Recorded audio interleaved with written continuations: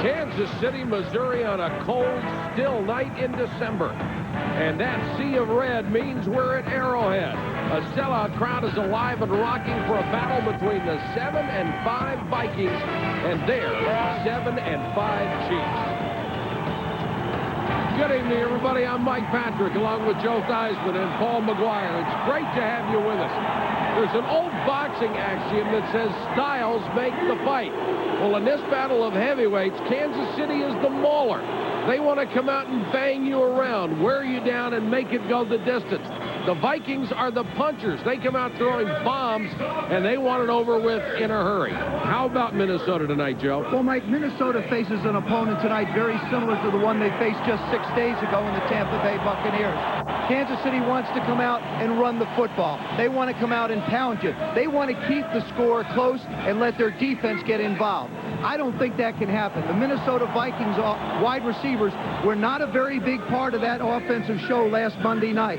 Tonight, they're going to have to be. As a matter of fact, Chris Carter told us 2 of the 3 receivers tonight are going to have to come up with big games. My bet is one of them is going to have to be Randy Moss. I would think so. All along, Gunther Cunningham has believed his philosophy of football would win out in December in games just like this. And the basis of that philosophy is an unyielding commitment to run that football. Well, when Gunther Cunningham took over this football team, he said in order to win in the National Football League, you have to run consistently. You have to be able to run the ball effectively. Now, they've been able to do that, but I think in order to beat the Minnesota Vikings tonight, they're going to have to change gears. And by that, I mean they have to take advantage of the worst pass defense in the National Football League. Go down the field, score points quick, and then go back to your running game, and that will enable you to turn your defense loose. All right, Paul, and that's what Derek Thomas is hoping for, a chance to reacquaint himself with Jeff George. They're all next on ESPN's Sunday Night Football. Stadium, let's check in with our colleague Solomon Wilcott's on the sideline. Solomon. Thanks, Mike. I'm with Coach Denny Green. And, Coach, tonight you'll play a team similar to the one you played last week in Tampa. What will you have to do differently in order to win this game here tonight? I think the big thing is not turning the football over. This is a team that really relies on turnovers. We got to make them take the ball over on the 20-yard line and drive 80 yards for points. And we have to be able to defeat bump and run coverage with our wide receivers and run the ball to our offense. Now, this could be one of the loudest stadiums in the National Football League. In fact, they're expecting a record crowd here tonight. How do you plan on dealing with the crowd noise? Well, first, it's really exciting. I think we'll deal with the crowd noise by trying to score points. I've never seen a really noisy crowd when you're behind. All right, Coach, thanks a lot. On the injury front, well, Kansas City, they will be without their fastest running back, Rashawn Sheehy. He's out with an ankle and knee injury. As for the Vikings, they'll be without their starting free safety, Orlando Thomas. He's out with a hamstring injury, Mike. All right, Solomon. It's the Kansas City Chiefs and the Minnesota Vikings on ESPN Sunday Night Football. Kansas City's spirits got a lift earlier today as Seattle loses to go to 8-5. That means the Chiefs can tie for first place in the AFC West with a win tonight. And they have an upcoming rematch with the Seahawks that could give them the lead. But they have to take care of business here against Minnesota. Here's the wild card race in the NFC. The Vikings right now, they're in second place behind the Detroit Lions in that tough NFC Central. Gunther Cunningham, the former defensive coordinator of this ball club in his first year as the head coach. He wanted to get back to basics, and certainly he has become known already as a player's coach here in Kansas City. Minnesota will receive. Mo Williams and Robert Tate are deep for the kick of Pete Stoyanovich. One of the problems with Kansas City's kickoffs is that Stoyanovich is not a great kickoff man. He doesn't get the distance anymore. Still a very valuable field goal kicker. And there is the wide receiver turned defensive back and now return man, Robert Tate. We're underway at Arrowhead. Very short, low kick, Tate from the 10. Across the 30, still on his feet to the 35, 36-yard line. For the Vikings offense, Jeff George has thrived since taking over as the starter. 18 touchdown passes in the NFL's third best pass rating. The backs are Smith and Kleinsasser. The receivers, Moss and Chris Carter, number 3 in the NFL with 81 catches, and Glover, the tight end. The offensive line, Stussy, Randall, McDaniel, one of the best at guard ever, Christie, Dixon, and Stringer. And the injured player hurt on the opening kickoff, Ron George, being tended to by the Kansas City medical staff. Ron George, number 55, really gets blocked in the back a little bit, and then really he just gets caught up in the wash, and you see him get his leg rolled over on. Gracie Walker winds up taking his legs out from underneath him.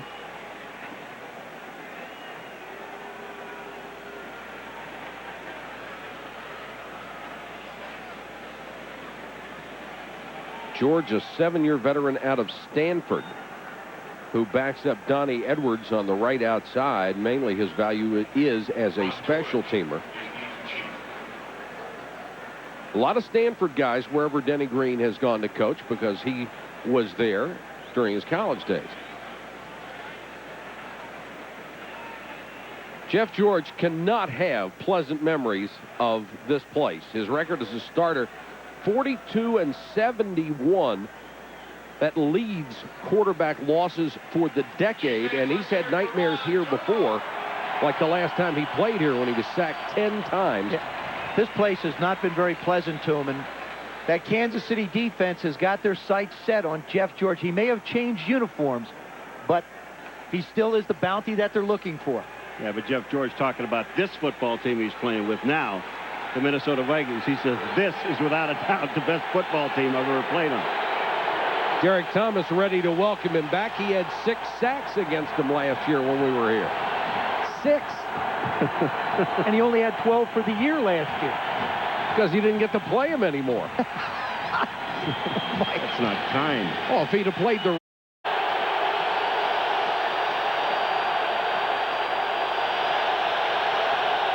George changing the play with all this noise.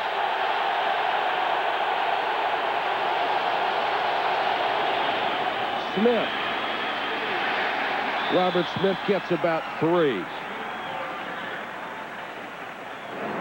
Kansas City's defense has Hicks, Chester McLaughlin, the 4-time Pro Bowler, having a dominant season, Barnes and Williams. The linebackers, Thomas Patton and Donnie Edwards, have moved outside this year and leads the team in tackles. An excellent secondary with Dishman, James Hasty, who has a career-high 6 interceptions, Tongue and Woods. Now Jake Reed is in as the 3rd wide receiver. Smith again. Robert Smith very close to a first down out at the 47-yard line. The pressure tonight will be on Kansas City's wide receivers, considering the brilliance of Minnesota on the outside, especially the speed of Randy Moss, who is going to draw Hasty, and Dishman is going to be against Chris Carter most of the night. You'll also see Eric Warfield, number 44. When he comes in the game, most likely he will shift to Moss. There is Randy, 84, with Hasty in his face. First down, Minnesota. Ball was snapped prematurely. It's loose. Kansas City has it.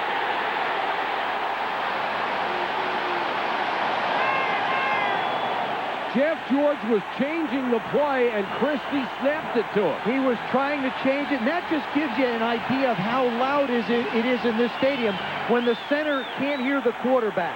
You hear a sound, you think it's your quarterback. Look, he's looking over, he's taking his one hand away, trying to audibilize.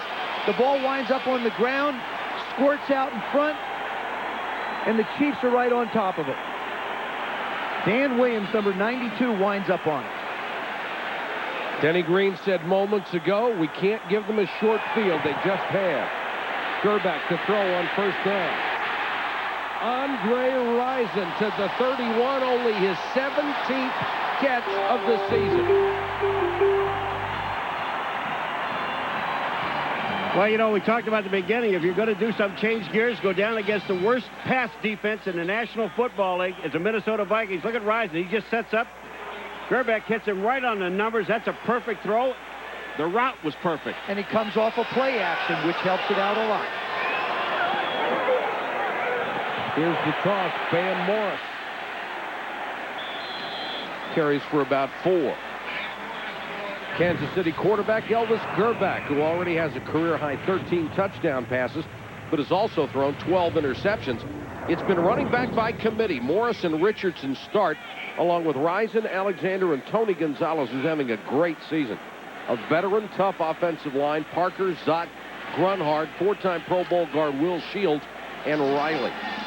Donnell Bennett, number 30, checks in. So does Ronnie Johnson, number 83, as a tight end.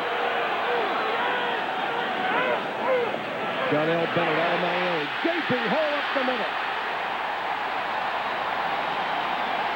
Robert Griffith, who has been switched to free safety tonight, had to make the stop. Well, the other thing is you've got John Randall at about 285 pounds on the right side, and Will Shields and Victor Riley, 2 buildings on the right side. Well, look at the center, Grunhard. He gets ball, and he just turns Jerry Ball 96 up in the hole. When he turns him out, or in, they turn out, and look at a hole. That's beautiful. Gunter Cunningham believes in big backs, especially in cold weather. Morris and Richardson are back in there. Grbac, plenty of time in the flat to Rison. He's knocked out of bounds by Kenny Wright, the rookie. The Vikings defense now has John Randall, the 6-time Pro Bowler, playing end instead of tackle, along with Ball Williams and Dolman. The backers, Wong, Ed McDaniel, the club's leading tackler, and perhaps the fastest middle linebacker in the game, and Rudd. The secondary has been torched at the corners. Wright and Jimmy Hitchcock, who has 2 picks down from 7 last year.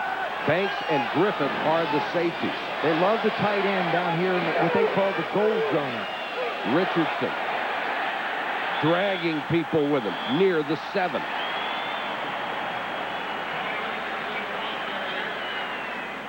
This has been standard stuff for the Kansas City Chiefs, getting that turnover in this decade. By far, they have been the best team in the National Football League. That's a remarkable number, plus 125. Well, you notice most coaches, when you talk to them, say, we got to win the giveaway, takeaway battle. First things Denny Green said, we just can't turn it over at all. And didn't even think about taking it back. 3rd and short. Bennett. First down. The Vikings defense physically has always been small. It's always been predicated on getting ahead and being able to use the speed and athletic ability. And the Kansas City Chiefs, particularly on the right side against Dennis Green's defense, line up with Will Shields at 320 and Victor Riley at 330. Now, Paige Fozio, the defensive coordinator, realizes he doesn't have that big of people. He's got Tony Williams at 290 and Jerry Ball at 330 inside. But you can bet that the Chiefs are not going to go there. Bennett hit at the line, still falls forward to the 2. Dwayne Rudd was in on the stop.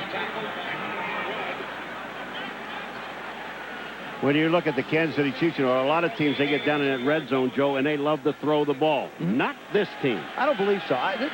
You're right, Paul. This is where you just pound it out. This is attitude running.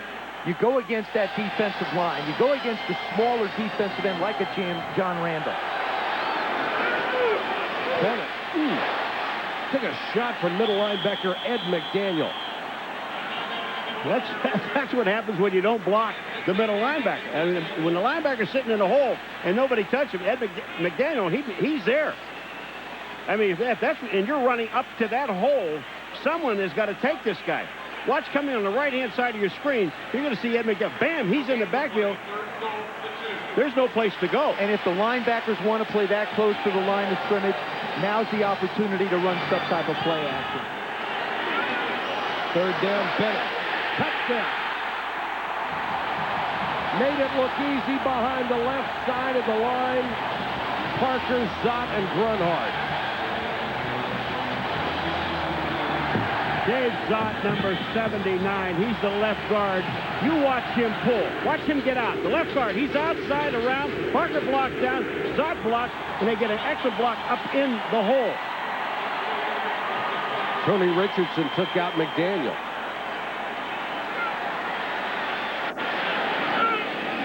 Point after Stoyanovich knocks it through.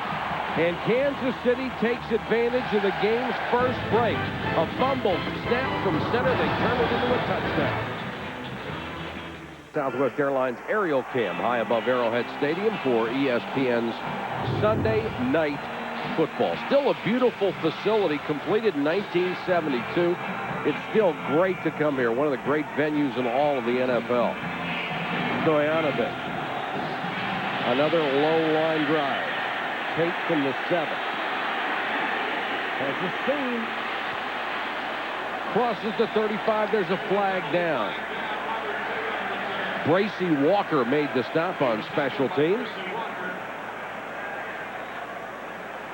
And now we'll check in with Dick Hantak. And this will come back at least 10 yards.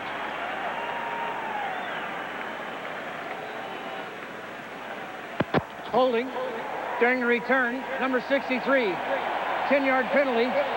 First down. Corbin Lucina, the veteran lineman, called for the hold on special teams. Timeout, 8:33 to go first quarter. It's 7-0 Chiefs.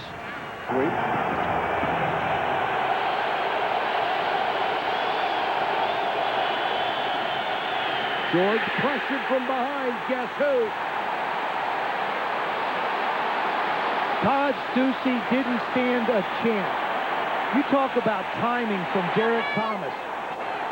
Stussy looks like he's standing still, and Derek Thomas just goes around. Stussy's not even out of his stance. He barely gets one hand on. Now there goes that Thomas lean, and he just squares up on Jeff George, and Jeff doesn't have a chance. 5th sack of the season for Derek Thomas.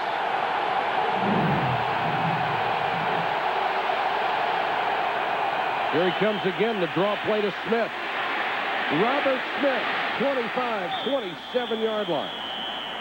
Wonder if Derek Thomas sent a limo to the airport for Jeff George. Well, you know, over the last 3 weeks, Gunther Cunningham has picked out different players that have been in his doghouse. A couple weeks ago, it was Chris Dishman because he wanted to bench him. He winds up with 2 touchdowns. Last week, it was Tamarick Vanover. He winds up winning the game with a punt return. This week, it was Derek Thomas. That's the man in Gunther's doghouse, so you got to expect big plays out of him all night. 3rd and 7. Leroy Horde is into the backfield for Minnesota, number 44.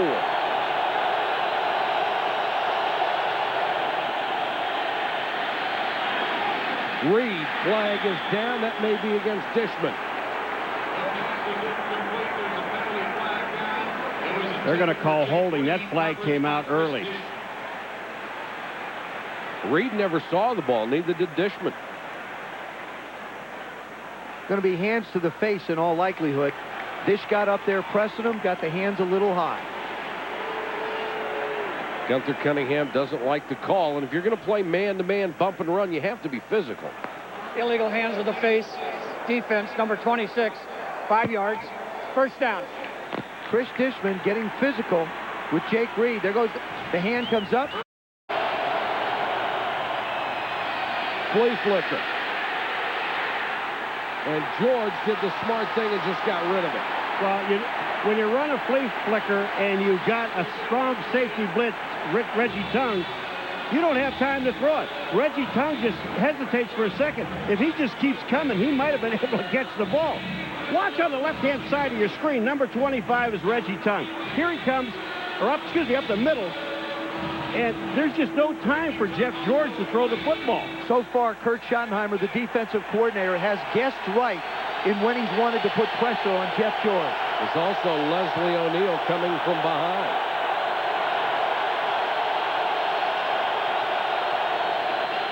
Four-man rush this time. They still get through, and George is buried.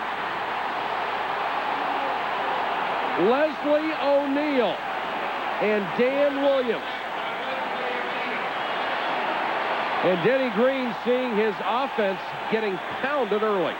Well, you can't block a defensive end with a running back, really, and try to get any kind of chance. Robert Smith is going to come up and try to block Leslie O'Neal. He just pushes him aside and goes in and gets George. For Leslie O'Neal, his 4th sack of the year. And Ray Sherman has to come up with something on 3rd and 17.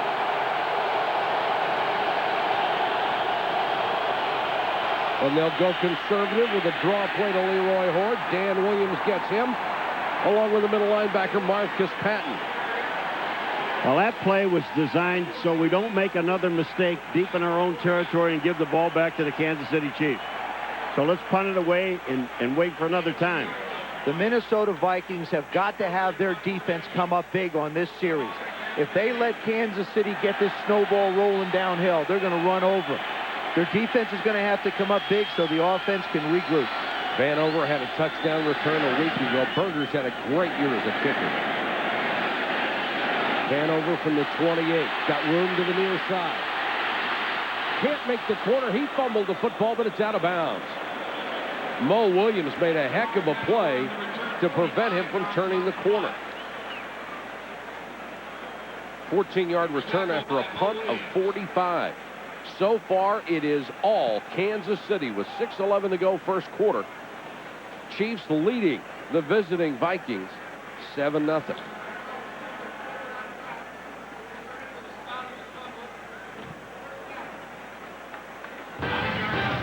And we'll be back to Arrowhead after this.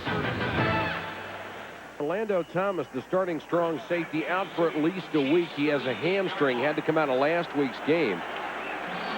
And that means Antonio Banks moves in as the starter for the first time in his career, waived in September, then re-signed by the ball club. As Robert Griffin and Bam Morris gets a carry, and Gunther Cunningham going right back to the well.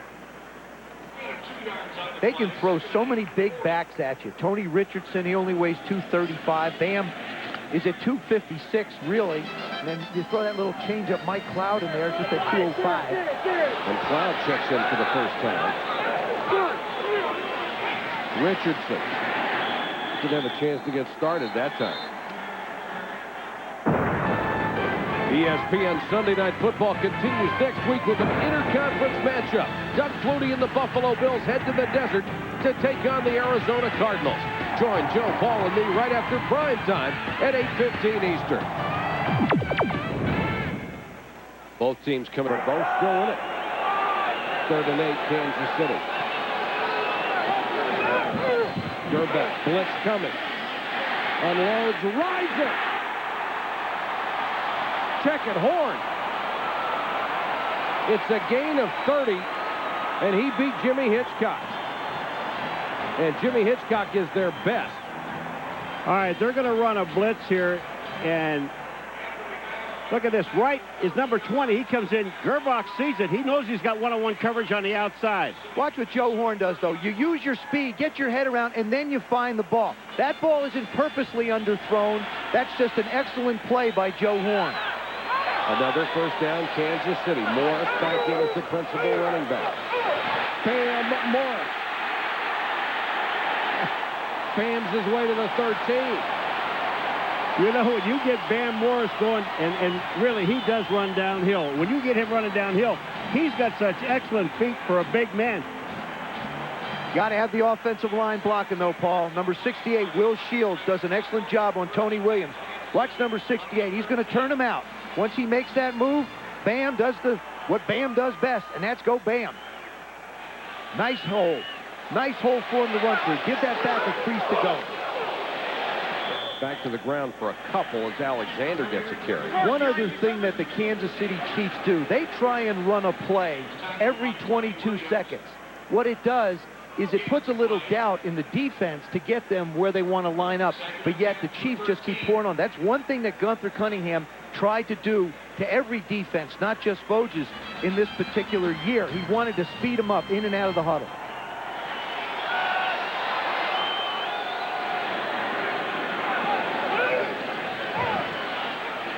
Gerbeck with plenty of time. Gonzalez, touchdown.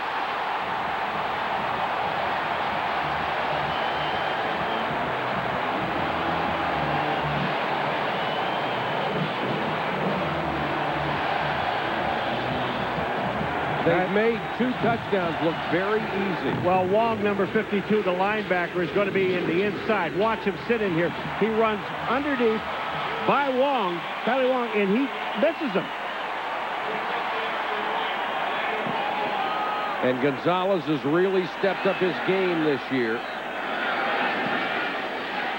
The 7th touchdown catch of the season. Gonzalez with more yardage than any other tight end in the NFL. And the Chiefs jump up early. 14-0 over Minnesota.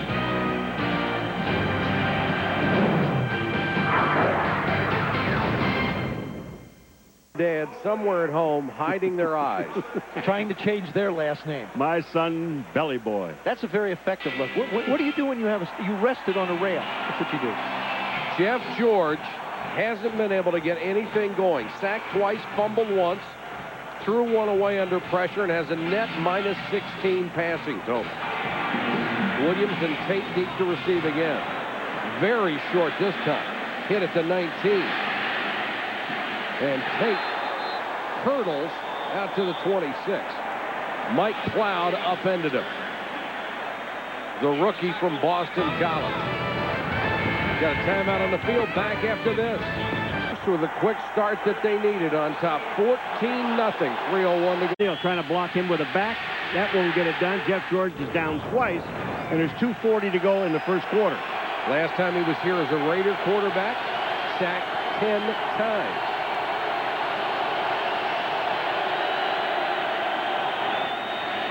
Smith again.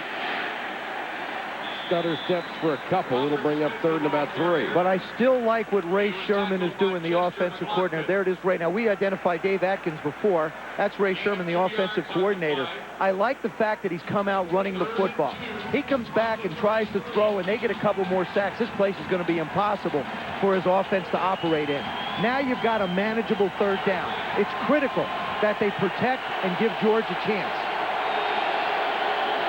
Ford joins Smith in the backfield. Jake Reed is in as the 3rd wide receiver. And Derek Thomas is up top. And Corey Stringer, the big right tackle, moved early. Well, they have that whole line gun-shy right now. False start. Offense, number 77. 5 yards. Still 3rd down.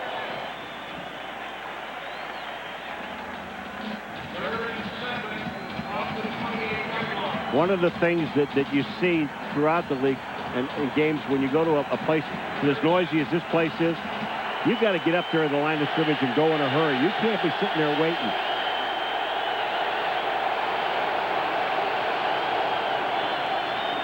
George rolls away from pressure and throws incomplete, intended for Moss on a comeback route.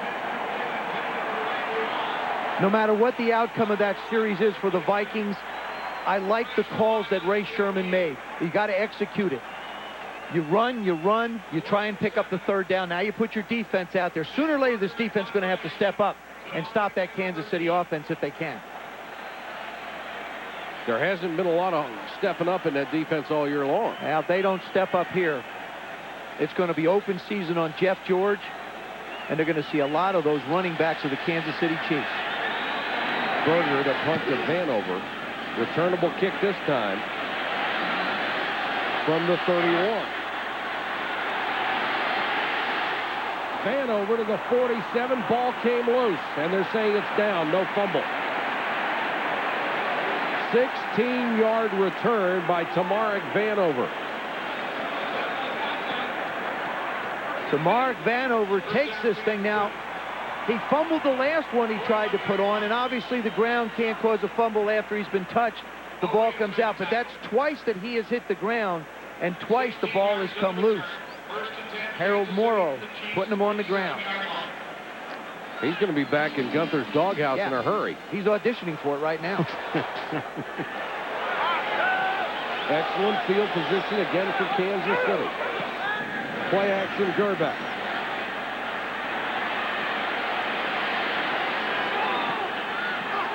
This should draw a flag, and does. Kenny Wright covering Andre Rison, and ran right up his front. We talk about the wiliness of Chris Carter and how he knows how to use the rules. Interference. Defense, number 20. 1st down. There's a case of Andre Rison doing the same thing. You know, Kenny Wright, this is really heads up by Elvis Gerbeck. Watch this here. And then look at Rison. He's just fighting his way back to the ball. He knows he probably doesn't have a chance to get to it. Kenny Wright is there, and he just grabs him. Once he gets his hand in there, it's over. That's a 30-yard penalty.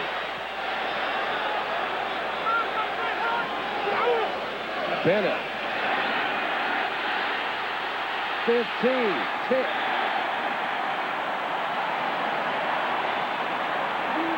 You know, on that play right there, I don't even have any idea what Ed McDaniel was looking at. Ed McDaniel, number 58, the linebacker, is looking for a guy to block him. He's not looking at the runner. Well, there was nobody on the corner. Watch this on the outside. You're going to see number 58 come up, and he's looking right there. He is caught at the line of scrimmage. He was looking for someone to block him instead of looking at the ball carrier. Bennett is in on 1st and goal. He'll lose a couple on this one. Now Bennett, the ball carrier. He was tackled by Chris Wolfman. And that should be the last play of the first quarter, which has to have been a thrill for Gunther Cunningham and another nightmare for Jeff George.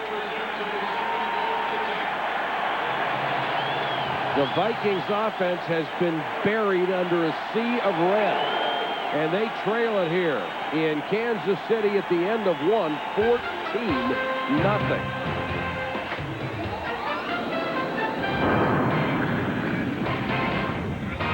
Part of the second quarter here at Arrowhead, it has been all Kansas City Chiefs. They are mugging the Minnesota Vikings.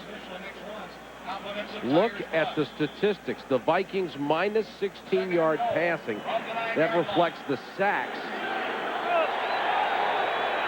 And it reflects a public mugging.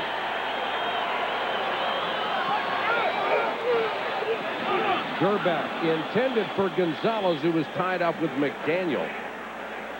The first quarter has been awful for Minnesota. Jeff George trying to change the play. Fumbled the snap from center. Kansas City came right back with Donnell Bennett and scored. And then Gerback, who has thrown the ball very well here in the first half, hit Gonzalez for a touchdown. And now the Chiefs are bidding for more Jeff George. 2 sacks. He's been hit 3 times and fumbled once.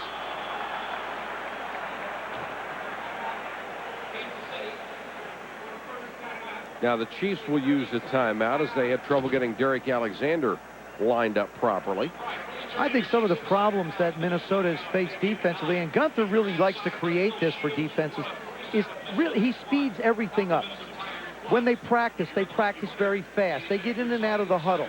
They get people lined up. They run plays. They don't care if the defense is set. They're just going to run stuff. Let's get out of Solomon Wilcott. Solly, what do you have? Yeah, Mike, as we told you earlier, they're expecting a record crowd here at Arrowhead Stadium tonight. So we brought out the decibel meter to measure exactly how loud things are here down on the football field. Now, true to form, the first quarter sacked by Derek Thomaswell. The noise level reached 100 decibels. That's equivalent to an ambulance siren. And on the first quarter pass to Tony Gonzalez, where it went for a touchdown, that's equivalent to a head-banging rock concert. And guys, this is the show me state, and they're showing how everybody, it can get really loud here, guys. There are 2 flags down. One's going to be for interference. One is going to be for holding.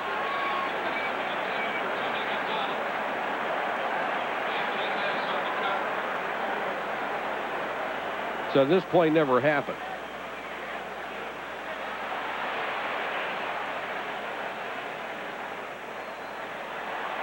And that was the only break the Vikings have gotten so far.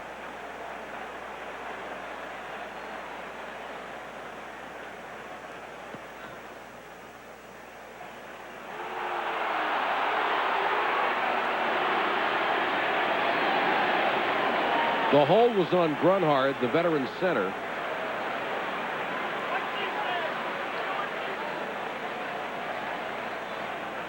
Tim Grunhard, the center. Corner, touchdown. Gonzalez again. His second of the night. And what they did is they came back with the same exact play. You got a real mismatch with Tony Gonzalez on Kaylee Wong. Kylie Wong, this is only the second year that he's really played up. He played down in college, so pass coverage certainly isn't going to be his strength. He tried to tackle Gonzalez the last time. Now he can't tackle him, and Tony goes down to make the play. Gonzalez said he was embarrassed by the 13 drop passes he had a year ago. He said he'll still drop one every once in a while, but not many. And we're really seeing a change of guard here as far as tight ends going to the Pro Bowl. Tony Gonzalez is certainly going to be one of them. 8 in a row at home when they've scored at least 21 points. That is the longest streak in NFL history. Right now, they have a 21-0 lead, so good night, folks. Not with Minnesota's offense. Not with Minnesota's offense. Well, I'll tell you what. I think the Kansas City Chiefs, 21 points. Don't stop doing what got you to 21 points. Don't go into a shell. I think they should still throw the ball down the field because they are going up against the worst pass defense in football. And I think Minnesota has to just try and find some sense of rhythm in their offense. Neither Carter nor Moss have a reception. Had a chance to be able to protect them long enough so that Jeff George could get the ball to him. Another very short kick, and Tate explodes throw, still on his feet. Tate in a foot race, he'll go the distance. Touchdown, Minnesota. 77 yards. And this whole thing is on poor tackling. Paul, you're absolutely right. Carlton Gray had him dead to rights and let him run right through his arms. More than Carlton Gray. I mean, when you got a guy, first of all, this ball was kicked so short, and Tate gets it on the run. Now watch it. One block there, and right up the middle he goes. One block, one tackle missed, two tackles missed, three. I mean, that's just poor tackling, and a great run by Tate. Robert Tate was a wide receiver. He's been converted to defensive back. Had one catch last year. And they, talking to Chris Carter, he said, hey, look, and Chris Dolan, this kid here can be some kind of a DB for us as well. The Vikings only had 9 guys on the field for the point after. They've got to hustle to beat the play clock. And just did. Gary Anderson with the point after. And the Vikings strike in a hurry on a 77-yard kickoff return. No rest for the brilliant Robert Tate. Will now go down and cover the kickoff after taking one back 77 yards as a return man. Heck, Paul, when you were 24, you'd go down, you'd kick it and run down. I could go like 4 days without water when I was that age. That's why your nickname was Camel, wasn't it? 2 stomachs. Thank you. Vanover. Now Bennett stepped in front of him, and Donnell Bennett across the 25 to the 27. You talk about bad tackling by Carlton Gray, but Pete Stoyanovich, the kicker, really gets in the way. He doesn't even make an effort. Watch number 10. He's the left part of your screen. Here comes Tate. At least fall down in front of him, Pete. Do something. That is one of the most lame efforts I've ever seen on a kick return in my life. You're still wearing the uniform, knock him on the ground. That really goes on the kicker. Short kick, try and make a play. Lame, huh? Bam Morris out to the 29. ESPN Classic Bowl Week kicks off tomorrow. 7 straight nights of college football's classic bowl games. Tomorrow night at 9, the Sugar Bowl from '92, Notre Dame and Florida. Later in the week, you'll see the '79 Sugar Bowl, Penn State, Alabama. Many other classics as well. To order ESPN Classic, dial 1-800-CLASSIC or call your local cable provider.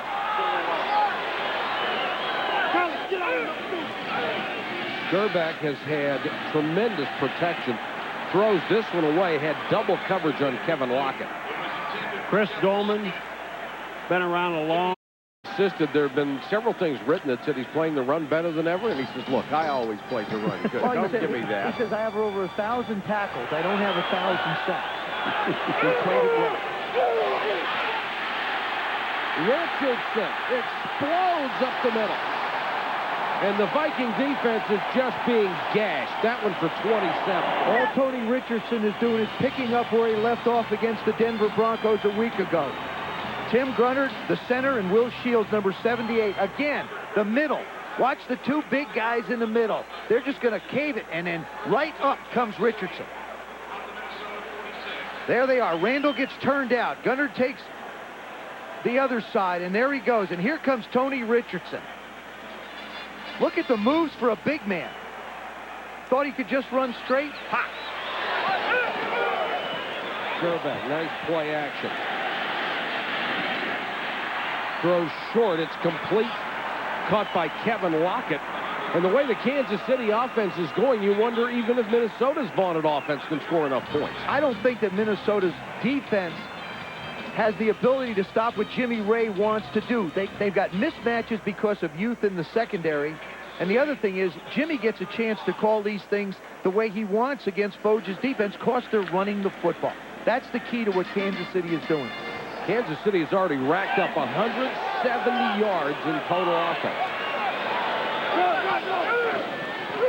Bennett bounces off and just tripped up. He'll pick up 3. Good tackle by Hitchcock. Saved another 5 yards at least. Donnell Bennett goes into the line of scrimmage, and there was just nothing there. Bounces back out and picks up 2 yards on the play. Last year, they made him the featured back. He was a 2-year starter at fullback at Miami. Really didn't get it done, and ever since then, they have been running by committee. Well, what they've done is also he's put some weight back on, and, you know, he's really a tweener now. Running about 245 gives you another one of those big backs. 2nd and 7. Nice fake by Gerbeck. Incomplete. That one was right in the hands of Derek Alexander. They had this thing set up so nicely. I mean, Joe, you're right. Running the football sets up the play action, go down the field. Derek Alexander is down there. The ball, not behind him. Any receiver makes this catch. Look at here. Just look it in. Catch the ball. And he's their leading receiver. Had 44 coming into tonight, averaging over 16 yards a catch. He had some drops in Baltimore. His previous home came over last year. Leader in the wide receivers. Tony Gonzalez is leading the team at the tight end position. 3rd and 7. That would have been a big first down. Richardson. About 3 yards shy, and here comes the field goal team. Tackle by Dwight Run. 4 yards on the play. It's 4th and 3. Well, you look at this Kansas City Chiefs team, 21 points on the board so far. The way they're running the football against the Minnesota Vikings, they're not gonna go for it on 4th down, obviously, but it makes you think sometimes when you're running the ball that well. Stoyanovich has hit 25 straight here at Arrowhead. This is from 45 yards. No. Not even close. Not a good start for Stoyanovich, but the rest of his teammates are having a ball. They're up on the Vikings 21-7 from Kansas City, and this is the downtown skating rink where people are out celebrating a little pre-holiday action. Took me 3 hours to get that thing on the ceiling last night. I'll bet it did.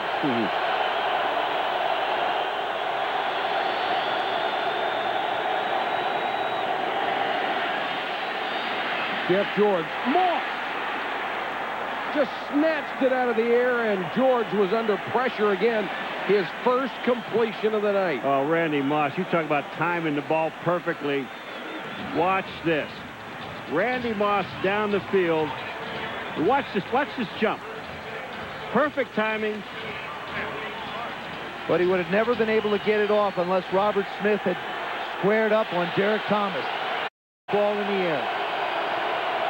Draw play. Smith shakes a tackle down to the 36-yard line.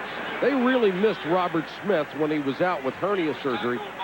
And then when he came back, he really didn't run all that well. Needed some more time to recover. On him a lot more. And first of all, because of the noise, and run the football with Robert Smith. But then you get behind 21-0. It's kind of hard to do. 2nd and 5.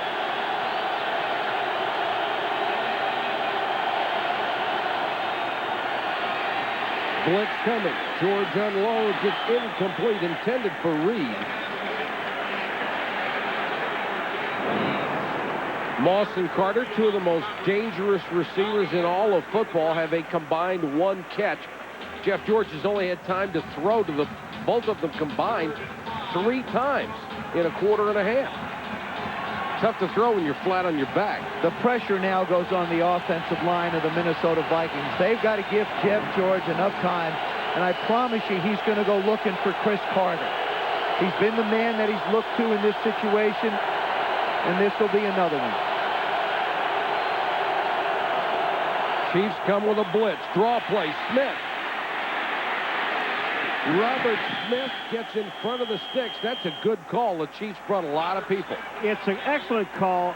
And Derek Thomas's linebackers, when you're running at a quarterback without looking for the run first, no matter when you blitz, you must first look at run. 58.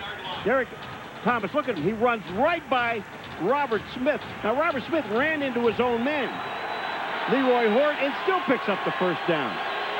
7 runs, 43 yards for Smith. Smith again. Hurdles across the line inside the 25. Chester McLaughlin made the tackle along with Bart.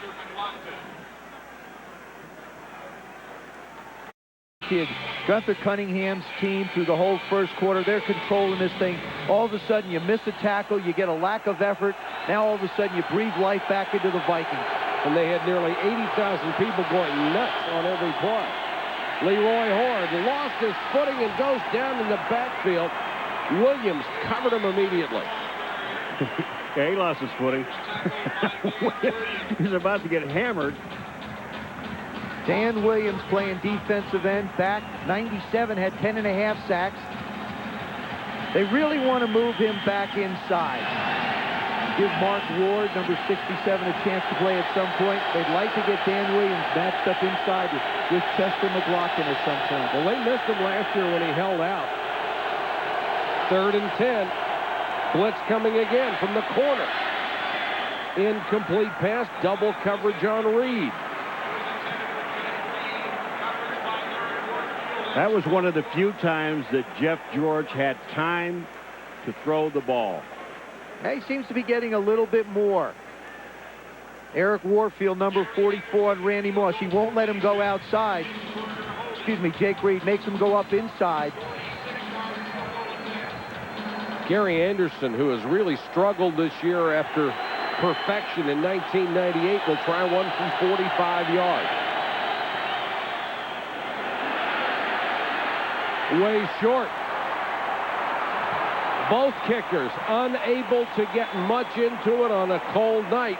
Is it the kicking ball or is it the kicker? 21-7, Kansas City. Those of you who would like to simultaneously experience tonight's game on television and online, log on to ESPN.com or NFL.com and click on the enhanced TV logo. Shortly, we'll be taking you live to the internet. We have a trivia question for you tonight. Donnell Bennett. And Dwayne Rudd has it. Excellent play to stop the momentum by Tony Williams. Let's go live to the internet, and our question will be trivia tonight. Loss of 2 on the play. And here is the season score. It's not a pretty thing. Who has scored the most career touchdowns at Arrowhead? Marcus Allen, Christian Okoye, Stephon Page, or Henry Marshall? You've got a couple of plays to think about. Gerbeck. That one's complete to Alexander. Just shy of a first down. Antonio Banks on the coverage. And that was a 5-step drop by Elvis Gerbeck. Now, it is the one drop that he has had trouble with. Gunther Cunningham took some time to look at him on film. He broke every one of his drops down, and the 5-step drop was the one he had the most trouble. He wasn't getting it out quick enough. Watch this. Quick 5-step, get the ball out to Alexander. Now he's rushing it. Now he's getting it out on time. Ooh. Now, try to get it on the ground, and it didn't even look close. He needed to reach the 46-yard line and barely got across the 45. Tony Richardson, the big fullback, stopped in his tracks. All right, gentlemen, here's the question again. Who scored the most career touchdowns at Arrowhead? Your answers. Paul? B. A. Marcus right. Allen. Paul selects Christian Okoye. Joe takes Marcus Allen, and it's Christian Okoye. Oh, baby. How many did I get for that, 100? Well, you're going to get close. Paul, congratulations. Way to go, Paul. Yeah. They didn't make this thing, and they're going to punt the ball because you sure don't want to make a mistake. Look at that. Hey. Falls within 42 points, and if we never play pick the plays again, you have a chance. They're going to punt this ball away, and that's the smart thing to do. You don't make a mistake here.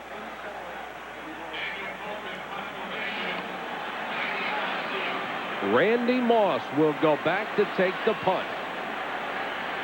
His long this year is 25, but with that speed, he could break it in a heartbeat. Daniel Pope, the rookie from Alabama, to punt.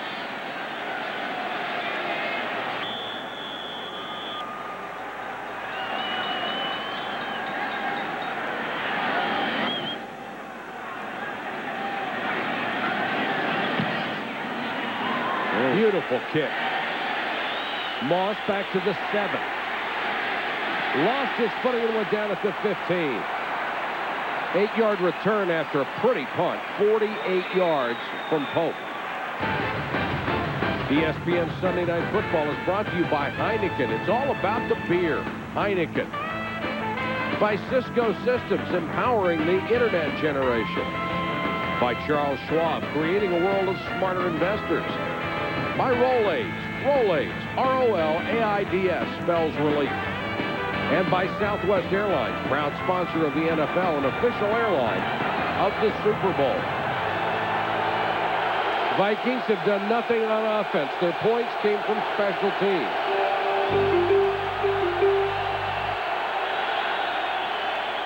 Thomas nearly had George again, and then Dan Williams does. And a flag is down as well. They're still doing that. They're trying to block Derek Thomas with the running back, Robert Smith. They're going to wind up with a face mask penalty, though. They got there so fast.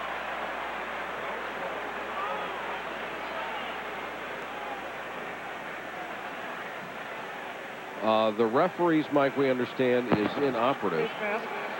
56. Well, I guess they fixed It's a it. 5-yard penalty, but since it left the ball short of the line first down, it is returned to the previous spot. Repeat, first down. Should be 58, Derek Thomas. Here comes Derek Thomas. Robert Smith is blocking on him. He reaches in and grabs Jeff George's mask, and Dan Williams makes the sack. Robert Smith is being asked to do something that's very, very difficult. For anybody. Thomas coming again, and he'll chase the play from behind and gets a lot of help. Williams is in there.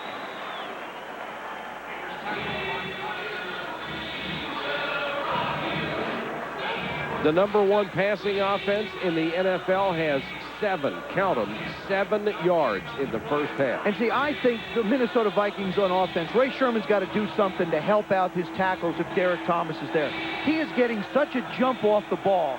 The tackle doesn't have a chance to block him, and he's getting a big running start on the backs. He's going to have to double him somehow. Robert Smith is 212, Thomas is 255, and he gets a running start, as you said. George unloads. Jake Reed makes the catch up at the 24-yard line. They needed to reach the 25 for the first down.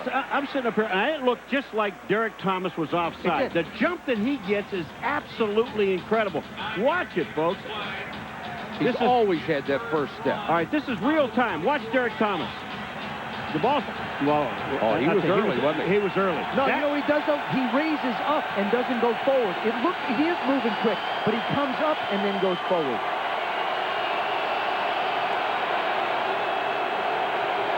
Third and a yard, Leroy Horde is the blocking back. Now George scrambled. And Moss dropped it. Randy Moss had a first down and couldn't hold it. Chris Dishman was there. What's the difference in 98 and 99 for Randy Moss? You just saw it. He hasn't come up with the big plays, but he's dropped an awful lot of footballs lately. Does a good job of working. They play him off. Dishman's on him. He's got the play. Just concentrate and focus. He looks to try and run with the football. Watch his head. See him turn away? He used to have so much confidence in just making sure he was going to catch the ball. And I don't remember him dropping anything last year. Now he's starting to fight him. Vanover telling everybody to get away from it. They'll let it roll. And it takes a good Vikings bounce all the way down to the 25-yard line. A punt of 51 yards. Monday Night Count. Mike Cloud in at running back. The rookie will get the carry. Bounces off the tackle and crosses the 30. Kenny Wright made the stop. You know, when you watch these running backs for the Kansas City Chiefs, and I don't care who you put in the backfield, they have so much confidence in their offensive line. They know that if they just keep their legs driving, that these guys will move people around and at the initial point of attack. Well, it is a wonderful offensive line. Veterans, guys that know how to play. Joined by the youngster, Victor Riley. This time, McDaniel is in there along with Jerry Ball and Tony Richardson wrapped up before he can get started. There is a difference of a defensive line and linebackers. When they went this time, Joe, they're looking for the run because they know that Kansas City's going to run the football. It's a lot different than Kansas City when they know they're going to throw the ball. Here's this defensive line. Now watch these guys right in the middle of the field. Jerry Ball, 96. I mean, he just gets an outstanding jump on the ball when he pushes Dave Zott, 79, back into the runner. 3 wide receiver set. Now make it 4 on 3rd and 6. Gonzalez, the tight end in the slot. Gerback throws the pass intended for Horn, but it hit the ground in front of him incomplete. And the Kansas City offense not as productive now as it was early. Bogue's defense settled on in. Did a much better. They're doing, as the game goes on, they're continuing to play better and better, especially in Minnesota territory at the 38-yard line. Punt of only 33 yards and pushing and shoving after the play. Well, I'll tell you, the punter went down in a hurry, but must have been somebody blocked into it because they're looking around and saying, wait a minute. This guy gets wiped out. Pope gets wiped out, and there's no call.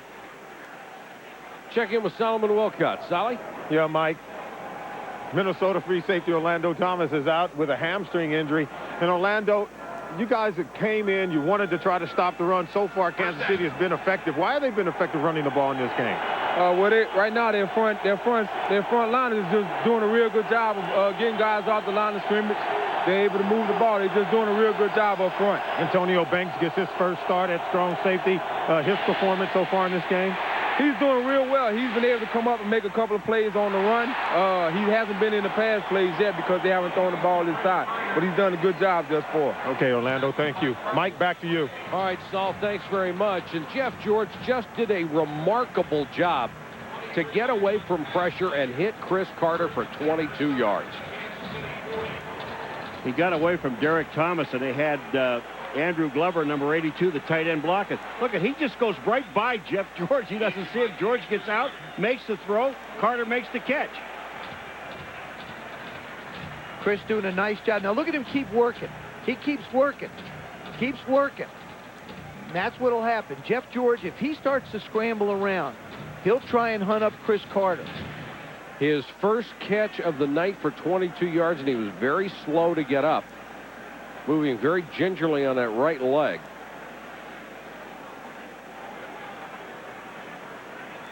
"13-year veteran. That was his 82nd catch of the year. Looks like his ankle just rolls up underneath his right ankle. Carlton Gray is there hitting him. You'll see Carlton Gray's right knee gets caught and sort of slides Chris's ankle along. Trying to see if he can put pressure on it. We'll get a report on Carter's preliminary medical diagnosis as soon as it's available to us. But with Randy Moss struggling a little bit against different coverages this year, Chris Carter has stepped up his game with those 12 receiving touchdowns, over 1,000 yards and 82 catches after that one. And the thing you lose when Chris Carter even goes out of the huddle is you lose a sense of leadership. You lose a sense that that's a guy that Dennis Green can count on to make a play. So somebody else now will have to step up and take over leadership in that huddle. Reed is normally the 3rd receiver. Hatchett normally comes in as the 4th man. He trots on the field now on 1st down and 10.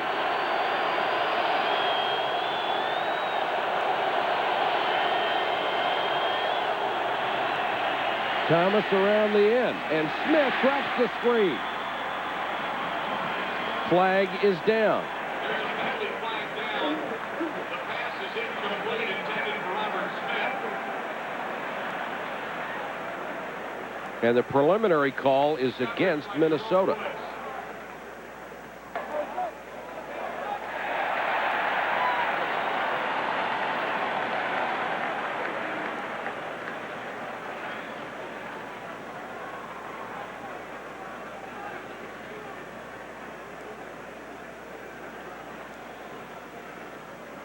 Interference. Offense, number 86. 10-yard penalty. Repeat the down. First down. It's the veteran Jake Reed. On Jake Reed, number 86. He covered Eric Warfield, number 44. Watch this. Yeah, you can't do. Not on a pass play before the ball is thrown. You can't do that. So it's 1st and 20.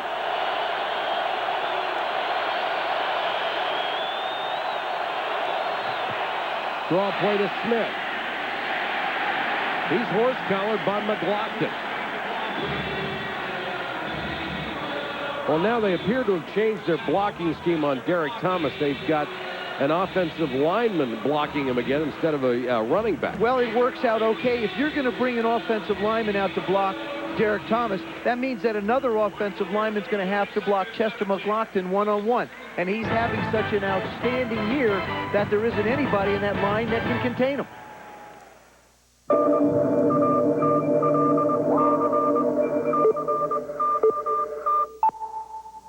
This is Earth. If you can decode this message, now is a good time to visit our planet, for there is an event taking place which we call the Millennium, and we will mark this event with one of our greatest rituals, the party. There will be millions of these parties taking place on Earth. Some will have what we call music. Some will have what we call dancing. Some parties will be very large, and some will be very small. Some will have people in strange costumes, and some will have people in even stranger costumes. But if the party doesn't serve one of these, you're either at the wrong party or on the wrong planet.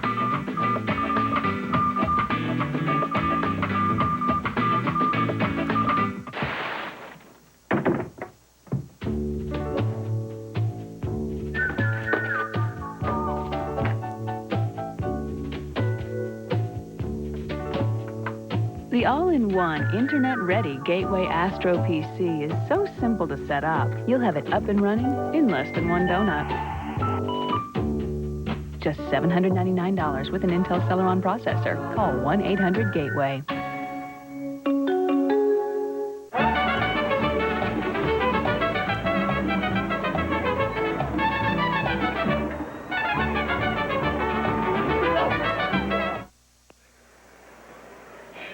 Coming up, Chris Berman in the Toyota Halftime Report with the fastest 3 minutes in television, the Lions and the Bucks in a big one, and the sinking Seattle Seahawks. And they have made life interesting in the AFC West. The Kansas City Chiefs, with a win tonight, could tie for first place. Right now, the Vikings are hanging on by their fingertips after spotting Kansas City 21 points.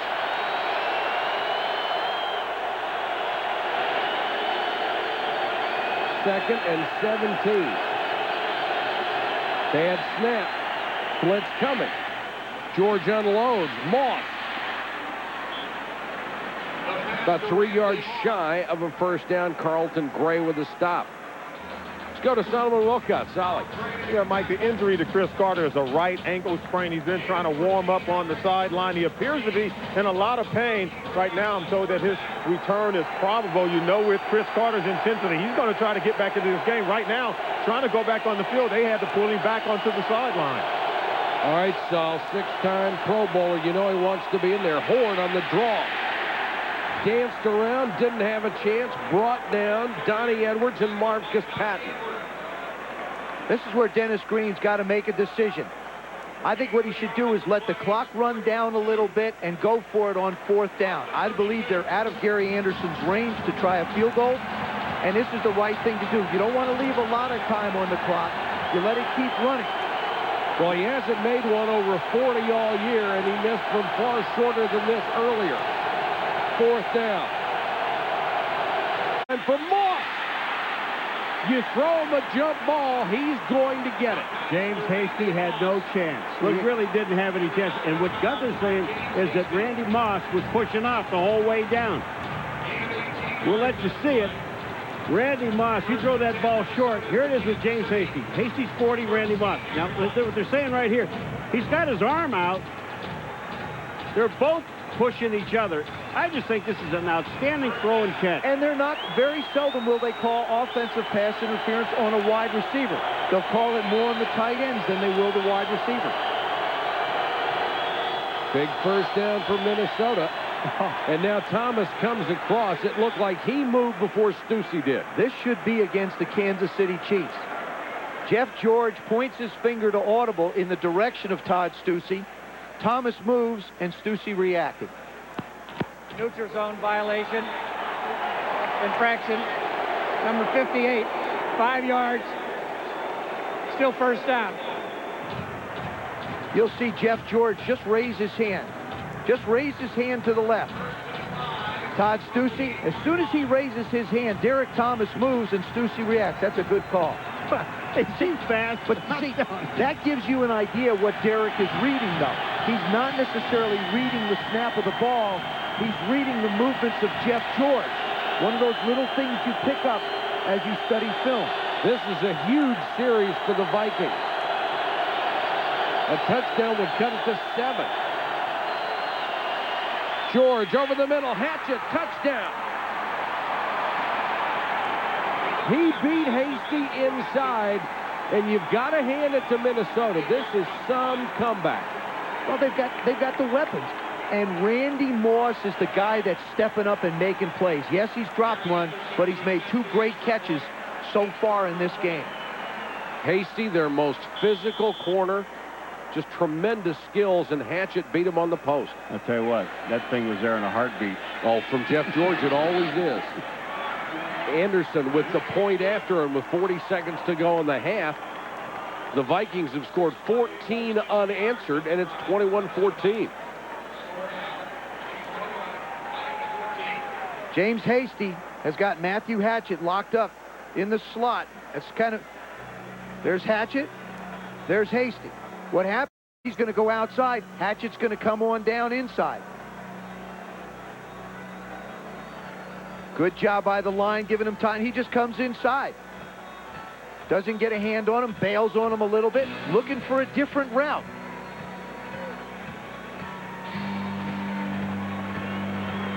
Matthew Hatchett with a chance to contribute with Chris Carter on the sideline with that ankle sprain. He can be a good cheerleader, too. Well, that's the slot position that Chris Carter plays all the time. And Jeff George has rebounded from incredible harassment at the beginning of this game to bring his team back. Well, he said to us yesterday, Jeff George, about this team, he said, I'm very confident going into tonight's game. He said, with the offense that we have, the people are playing, our defense can hold, we'll be fine. 40 seconds to go in the half. Now Berger, who is a tremendous kickoff guy, gets off a terribly short kick. Taken by Cloud, one of the upbacks. And Mike Cloud hammers his way out to the 29. There's a flag down on this one.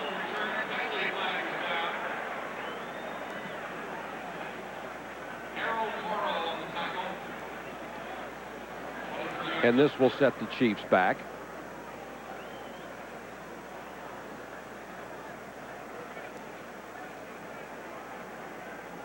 Holding during the return, number 57. 10-yard penalty. First down. Mike Maslowski with the hold. The college football bowl season kicks off next Saturday on ESPN2 with the EA Sports Las Vegas Bowl. The Utah Utes, tri-champions of the Mountain West, take on the 8-4 Fresno State Bulldogs of the WAC. Tune in for all the action starting at 6 Eastern. Kansas City, as you might expect, conservative in the late stages of the half, deep in their own territory. And Richardson will carry it out. Well, the Vikings are taking a timeout. They have 3 timeouts. They could take them and force these guys to punt the ball. Well, not only, look who they're punting the ball to. They'd be putting it to Randy Moss. And I saw a little bit of a glimmer as he starts to get up to speed and he gets going. if he hits a crack for Dennis Green's kick return team, I don't think too many people are going to catch him. You know that one he ran back here and he slipped and he fell. He saw the crease and he just, you get your feet going a little bit too fast and he slipped and fell. The other thing about putting Randy Moss back on punt returns, it keeps him focused and involved in the game. Talking to him yesterday, he said one of the things that happened in the Monday night game against Tampa, he lost focus. I mean, you know, whether he got bored or not, I'm not quite sure. He even mentioned that. But he loses focus sometimes. He won't now. They've got him on the field as much as they can. 2nd and 3, the timeouts would be academic if Kansas City can get a first down. Richardson won't get it this time. Still a couple of yards shy, and Minnesota will use its 2nd timeout. Derek Thomas has been a problem for Jeff Jordan. Gunther Cunningham, he was in his doghouse. He was the guy that he picked on all week, said he wasn't doing the job. This is the first play of the game against Todd Stussy. Just comes around the corner. Then look at his quickness off the ball as he chases down Robert Smith. And here he is. Now they put a tight end on him and forces Jeff George inside and almost gets there before he makes the big completion to Chris Carter. They've run at him 6 times for 13 yards. He's made 2 tackles, has 1 sack, and has harassed Jeff George a couple of times. He is no longer the focus of this defense. He's been moved to left outside linebacker up on his favorite spot, the right outside, several times. He's the focus tonight, I can tell you. Yes, he is. Jeff George sees him wherever he is. 3rd and 2. Richardson, first down and more. Barreling through tacklers out to the 47-yard line. Now, if you're Kansas City, you take a timeout because you have 2 left. What Gunther will do now is they'll talk about it. Jimmy Ray will talk about it with Elvis Gerback, the offensive coordinator. Now they'll come up to try and hit a pass play. My guess would be somewhere in the middle of the football field. Get it down around the 30, 35-yard line. Kansas City has already rushed for 123 yards tonight. Good job on the right side. Tony Gonzalez, we know he can catch the football. Now you look at the job he's done in blocking. This has plagued Minnesota all year. Missed tackles in the secondary. Giving up huge runs. Richardson gets low, doesn't he? Nothing to hit but knees and shoulder pads. Well, yeah, when you're a defensive back, everybody seems to want to strip the ball. Make the tackle first. Gerback trying to get in position for a field goal. Horn! Right off his shoulder pad. Horn took his eye off the ball. Yeah, but I also think maybe Chris Rogers might have just gotten a piece of that, and it changed its flight. All right, Joe Horn, number 84. Chris Rogers is down there, number 29. Watch this. Look at Horn. Does he get a piece of it? I don't think so. I do. But I mean, that ball hits Horn right. See, he just does catch a piece of it. Good job. And really, Horn's trying to catch a knuckleball. Yeah, it's almost impossible when that thing changes direction. They go on the draw with Bennett. He gets to the 46-yard line, but time will expire. And the Kansas City Chiefs will be more than content to take a 21-14 lead into the locker room. End of the first half. Kansas City 21, Minnesota 14. Now let's join Chris Berman for the Toyota halftime report. All right, Michael, thank you very much. So the Vikings, as they can do. This is short yardage. They run the play action against Kenny Wright. Does a nice job of pushing it. Watch him stop. Bang. Now come back to the ball. Give him a square target. Good job. He was the only guy out in the pattern. Mike Cloud on the draw. Only a couple. This is the longest that Elvis Gerback has been able to stay healthy in a season. And really, he said when he hit week 9, everything started to clear up for him. And that's really been a key for him, is to stay healthy enough to stay on the field. He's become a real leader of this team. He's a playmaker.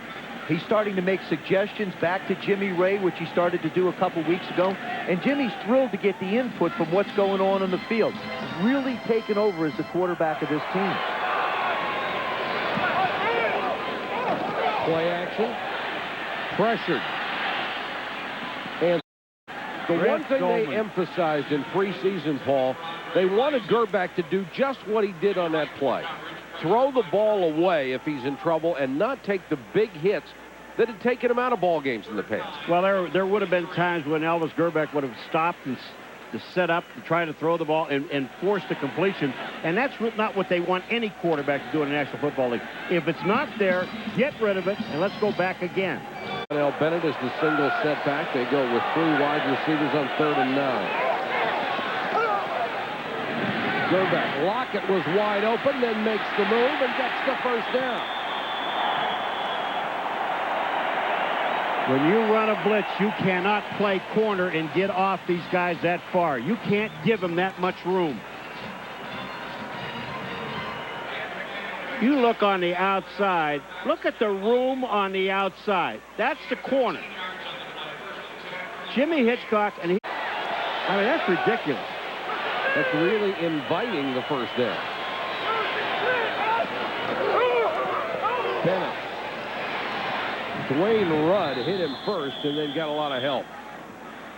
Elvis Gerbeck has done a nice job of spreading the ball out across the field. Look at the pass chart. You see, you got 8 balls to the right, you got 4 balls down the middle, 3 balls to the left, but the efficiency, in particular down the middle, you got 2 big plays down the middle of the field. The one there to Joe Horn setting up the field position they're in right now. Chris Carter trying that ankle out. I wouldn't be surprised if he's back in either. I mean, he looked like he could barely move, but he'll get out there. Gerbeck, play action, scrambling again. And throws incomplete. Gonzalez was covered perfectly by Antonio Banks. The crowd wanted a flag, but they won't get it.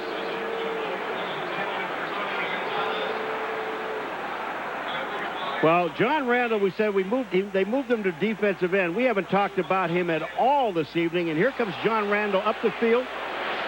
He forces him back to the outside. The other guy that was there was chasing down Gerbeck was Jerry Ball at 700 pounds. And he's not going to catch him. He had an angle. Little different. He had an angle. Little different than having like a Derek Thomas case. Randall with only 4 sacks this year, far under his normal production. Gerbeck fumbles the snap from center. The ball still loose.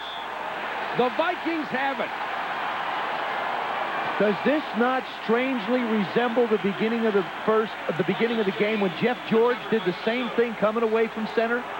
A quick snap for the Vikings. The Chiefs have the ball. A missed snap now for the Kansas City Chiefs. Great break for the Minnesota Vikings. All right, captains, we're going to have a coin toss now. If there's a team, we'll call it in the air. By 7, but they've handed the ball to the Minnesota Vikings on the fumbled snap from center at the 26. Moss to the top of your screen, Reed to the bottom. Robert Smith with a carry, breaks the tackle. Robert Smith, midfield and more. There is a marker down back at the 30. That's in the area where it's usually called holding. Man, oh man, oh man.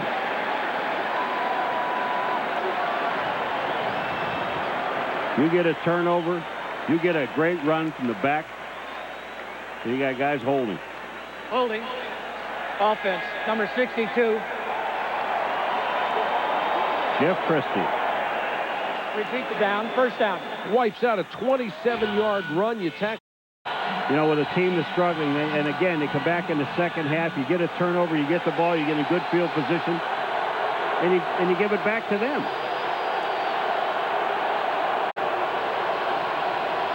Four-man rush. They want the screen to Smith. Hasty, solid tackle at the 30. Let's check in with Solomon Wilcox. Yeah, Mike, in the first half, Chris Carter, well, he injured his ankle on a second quarter play. Now at halftime, he walked by me in the tunnel and he told me, he says, hey, I've had a lot of sprained ankles, but none as bad as this one. He said he doubted if he'll be able to return to the ball game. At halftime, I talked with Denny Green. He said the x-rays were negative. It's up to Chris as to whether or not he's going to be able to play, but Chris told me it doesn't look pretty good. Well, that's a real blow, Solomon, for Minnesota's chances because Carter has been the go-to guy this year. And you know something? I don't necessarily agree with this. That's Ray Sherman, the offensive coordinator there, and Chris Carter is sort of in his ear a little bit. And I think you got to let Ray do a job calling the game. You appreciate Chris's input, but I think Ray does a pretty good job. And he's a guy who has taken nothing but abuse. He got it in Pittsburgh. Everybody said he was the problem in Pittsburgh, and now the Cordell Stewart's not even playing quarterback. He comes here and replaces Brian Bellick, and everybody says, oh, this offense isn't anything like it was. Well, the numbers are almost the same. The guy just can't catch a break, and he's a heck of a coordinator. You don't think that Chris Carter can help him at all by just, making little suggestions to me? This was open when I was out there. I could, I think like that, yes. I think if he gets too involved in trying to call the plays, it can hurt a little. That's James Hasty, who is coming off on his own, shaken up on the last tackle. They can ill afford to have him out of the game for very long. Warfield will check in at that spot. Dishman is the other corner.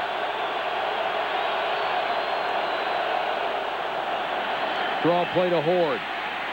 Horde drags tacklers up to the 35-yard line. Needed to reach the 36 for a first down. You look at the last couple of plays that Minnesota has called on offense. You've got a screen. You've got a draw. They're counting on the Kansas City Chiefs to bring pressure up the field. Ray Sherman wants him to come after Jeff George.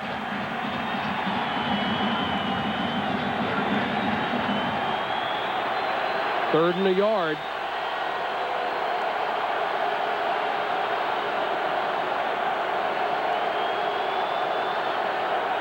Horde got the first down and more. They're taking a page out of Kansas City's playbook. Yeah, and you really, I love all three plays that they call. Dave Dixon is going to block. He is number 71 on 75, Chester McLaughlin.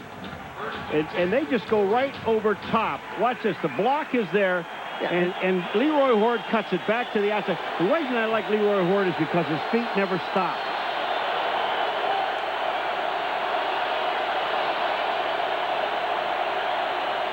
Here comes the blitz. George with time to step up and throws a strike to Reed. First down to the Kansas City 45-yard line. Joseph, isn't it amazing how many passes you can complete when you have protection? Yeah, when you're standing up, it's amazing how you can throw the football. Gunther Cunningham he's trying to bring pressure. Now the Minnesota Vikings are stepping up, but there's the coverage. Now, if you have time and you're in press coverage, you can't stay with somebody forever. Jake Reed against Chris Dishman. Reed out of an early season slump. Smith, big hole. Robert Smith, nearly 10 yards to the Kansas City 35. Derek Thomas downfield to make another tackle. You know, the thing that the Minnesota Vikings are doing, Joe, they're speeding it up a little faster. I mean, getting their play. Well, they're in a rhythm. Jeff Christie, number 62, what he'll do is he'll come out and pull. You watch what he creates when he gets out there. That's you snap the ball, you lead, and you block the linebacker. You block the middle linebacker, Marcus Patton. What a terrific job. Second and inches.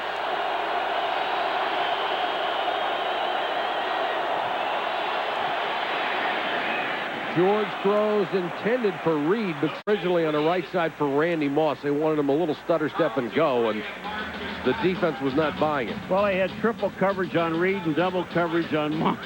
There was no place to throw the ball. Well, I'll tell you, Chris Dishman, though, has got Randy Moss locked up pretty much one-on-one, and he just was not going to allow him to get up the field. Dish is really playing well. Third and inches. Horde back in as the tailback. Leroy Horde got the first down inside the 35.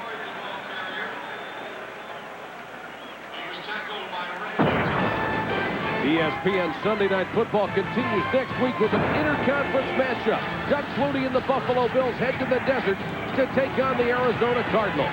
Join Joe, Paul, and me right after prime time at 8:15 Eastern. ESPN and ABC, your exclusive networks for prime time NFL football. I think this is the time when you can take a shot if you want, but watch.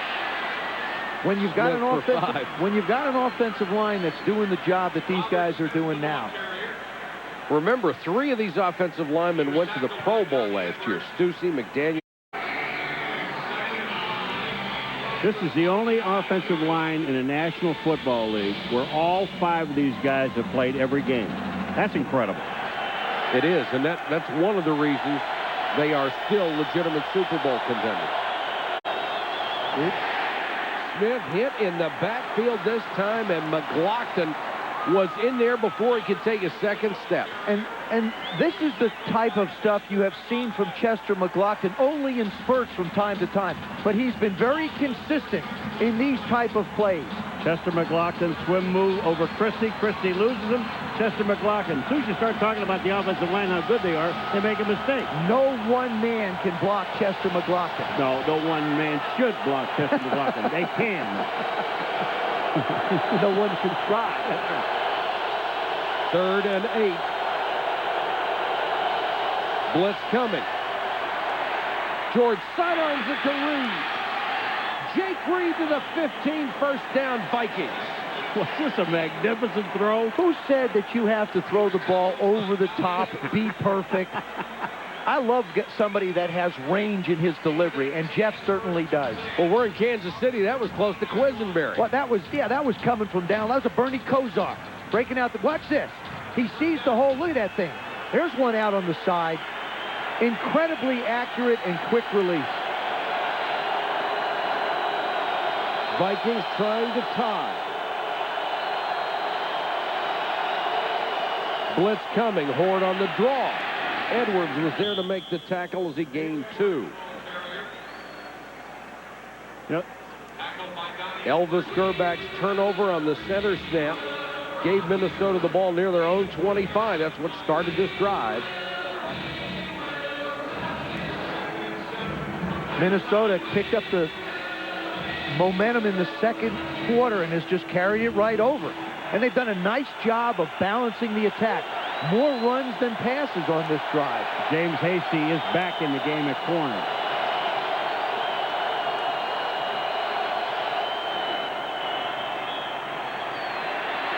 George to the end zone. Reed incomplete. The pass is incomplete. Intended for Jake Reed. Randy, they do a nice job here. If Randy keeps getting jammed, the way you want to have that not happen is you move him in motion. He comes in motion. He makes the outside move on it. There he is in the hole in the middle. He is wide open. Jeff George doesn't focus on. Kurt can't believe it. He got away. His defense got away with one. Yes, they did. Can they get away with another one?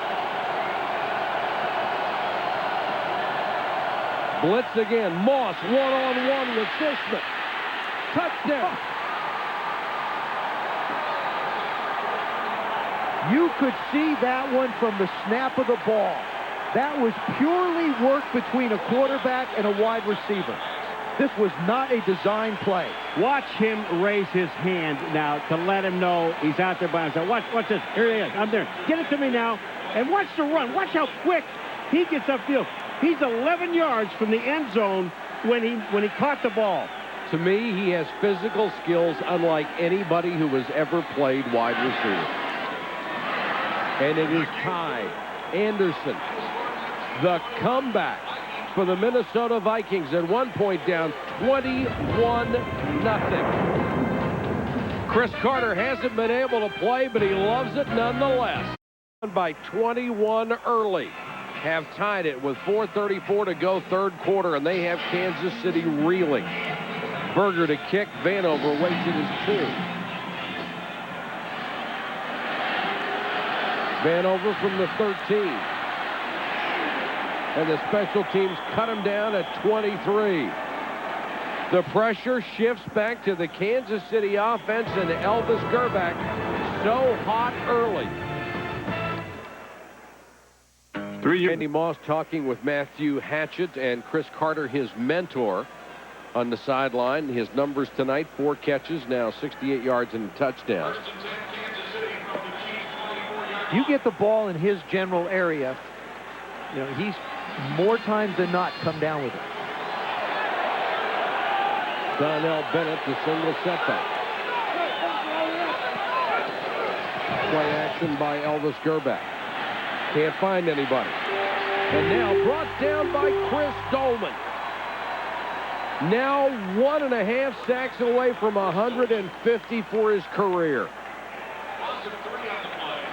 Well, this is a coverage sack, and you give credit to the defensive secondary. Watch this now. Here's Hitchcock. They're covering deep. He knows he's got help in the middle, right? And you know, Gonzalez coming across the middle. They pick him up with the linebacker, 52 Wong, and Elvis Gerbeck has nowhere to throw the ball. Chris Dolman gets a sack. Gerbeck again. This time he goes to Gonzalez. Got a block downfield and driven out of bounds up around the 33-yard line. Robert Griffith, who's back in the ball game after being injured, made a tackle. It's a gain of 12. Let's go to Solomon Wilcott. Solly? Yeah, Mike, since the Vikings comeback, well, Arrowhead Stadium has grown silent. The decibel levels in the first quarter, well, it had an average of 110 decibels. That's equivalent to a rock concert. But since the game has been tied up on the Randy Moss touchdown here in the second half, it's equivalent to a typewriter. It's also equivalent to the crowd sensing their team is in trouble, Mike. And there's a flag, Solomon. And at one point when the Vikings were getting ready to score again, it was the decibel level of a purring Full kitten. start. Offense. Number 66. 5-yard penalty. Still third down. Victor Riley, the right tackle, moves. Well, he gets down in his stance and then gets up and takes a hard left. And it certainly changes what Gunther's going to want Jimmy Ray to call. When you're 3rd and 1, now you're 3rd and 6. You have Bill Cowher in the league with the chin. You got Gunther Cunningham with the lip. And John Gruden with the eyes.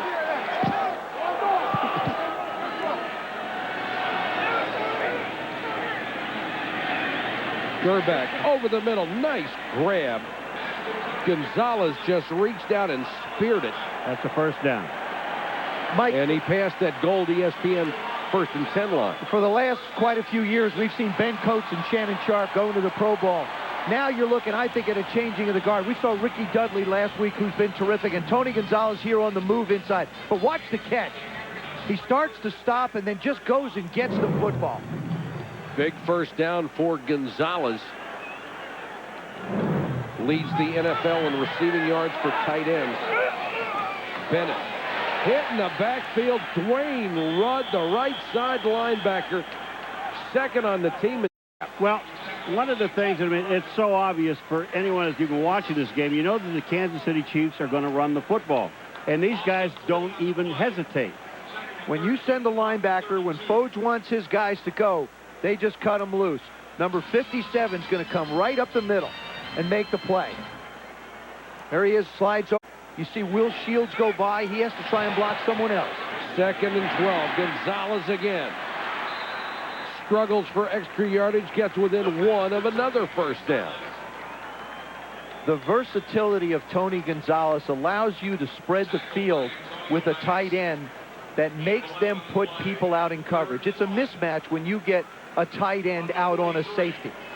I was fortunate enough to have a guy like Clint Didier I played with, the same thing. You see Antonio Banks, really a safety just starting, having to go out and play him as a wide receiver. 5 catches tonight, 54 for the year. 3rd and short, Gerbeck, play action. Gonzalez can't get this one. Hitchcock almost had it and dropped it when he hit the ground. Jimmy Hitchcock had a freebie. But Tony Gonzalez was wide open. This is all on Gerbeck. He should have been able to hit this pass play. I mean, Gonzalez was wide open. He comes across the field. There is really nobody with him. Hitchcock happens to be, oh, by the way, I'm there. But the only reason that's there because Gonzalez had hits off his hand. Hitchcock wasn't in coverage. Now Randy Moss will go back to take the punt. That's a break for the Vikings because that would have kept the chains moving for Kansas City. Poor kick off the side of his foot. Moss on the bounce and thrown back. Excellent defensive play. Lonnie Johnson on special teams. A loss of 2 on the return after a punt of only 31 yards. But we are tied at 21. 106 to go, 3rd quarter. It provides on a cold night in Kansas City. Smith. Nowhere to go off the right side. On that last drive, the receivers and Jeff George stepped up big. First of all, it passed to Reed. Jake Reed did a little sidearm shot to Reed, picks up another first down, and then, of course, number 84, Randy Moss with the touchdown.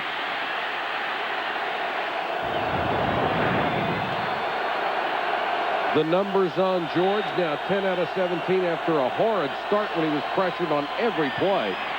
Smith another draw. First down and more, Robert Smith to the 45-yard line. When you get a team on defense coming upfield as fast as this team, Kansas City does, you've got to run screens and draws. And Gunther Cunningham said, look, the one thing we've got to do is shut down the run. Certainly a healthy Robert Smith adds another weapon here. He's had a big night, certainly had an impact, and the Vikings seem to have it going on all cylinders now as we reach the end of the third quarter. It was once 21-0. Now it's 21-21. Go from Kansas City. The Vikings and the Chiefs both fighting for playoff spots, tied at 21. First and 10, Minnesota. Robert Smith brought down for a loss by Dan Williams.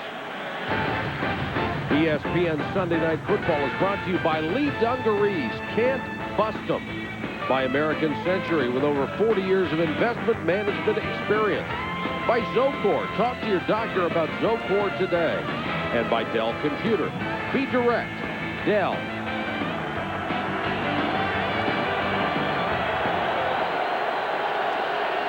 Second and 12 for Jeff George and the Vikings. Blitz. Flags are down. This doesn't even count.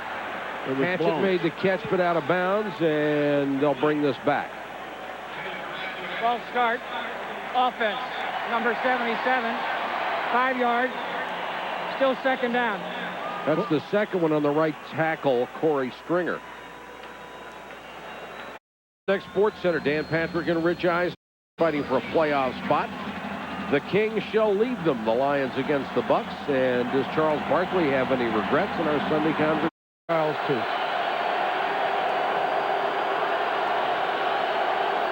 Now second and 17. George under pressure, hit as he throws, but Hatchett makes the catch at the Kansas City 39. What a throw by George. What a throw by George, but he knows, and he can feel it because quarterbacks can. He knows he's going to get hammered. Derek Thomas is being blocked again by Robert Smith. Jeff George, here comes Derek Thomas, 58. Robert Smith grabs him. He's holding him. Jeff George knows he's going to get hurt and still delivers that, hit and still delivers that ball. Hurt or hit, either one works, I think. And they get hurt when you get hit. But a big first down on second and 17. George again under pressure. Throws it away. And Kansas City wants an intentional grounding call. They didn't think he was anywhere near out of the tackle box. This may be a late flag. Here comes the flag. There it is. That's a nice job of officials working together. Intentional grounding. Offense, number 3. Is more than 10 yards. The ball is placed at the spot of the foul. It is a loss of down. I'll show you what it looks like. That's the box. Okay, we'll just leave it in there. And you can see if Jeff George manages to get out of it. Here comes the pressure. He's nowhere near out of the box, and there is not a receiver anywhere in the vicinity of where he wanted to throw the football. Kansas City lobbied on that one and won. Now it's second and 21. The penalty includes loss of down. And George wants a timeout. Didn't like the look of the defense that time. 13 minutes, 11 seconds to go in the game. The game is so big for both ball clubs. Minnesota with a win would move into a tie with Detroit for that first wild card spot. And then in the AFC West, Seattle loses today, so Kansas City could move into a tie for first place for the division. And really, guys, this game has been two separate games. 21-0 for one, 21-0 for the other. Well, I said what at the beginning of this game, what Kansas City needed to do was throw the ball down the field and go against the worst pass defense in the National Football League. They did it right off the bat. They did it a couple times. Yeah, well, really, they missed a lot of passes. The difference in this game is the drop balls that Minnesota had earlier in previous games, they're not. Kansas City just keeps putting the ball on the ground and stopping themselves. Minnesota really hasn't stopped Kansas City tonight. I mean, you look at the statistics, and the Chiefs have really been their own nemesis. And the Vikes are rolling again.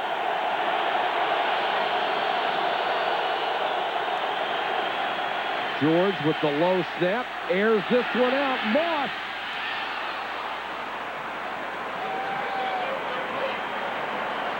And he helps Dishman up. How much confidence do you have to have in your ability to catch a football? Catch it with one hand. Well, I'll tell you, his hands. Watch his left hand. Look at him. And then almost makes that one-handed catch. Yeah, well, Dishman wouldn't let him use the other one. Both Moss and Carter were practicing one-handed catches before the game started. They didn't drop one. Of course, they didn't have somebody draped on them either. Four-man rush. George going to try to run for it and slides in at the 42. They need to reach the 29 for a first down, so didn't even threaten that. A good move by the Vikings, though. What they've done is they've put Andrew Glover, the tight end, over on the left side rushing from, and it gives Jeff George a chance to at least step up in the pocket, a bigger body on him. Vanover will drop back to his 10 as Berger will punt on 4th and long.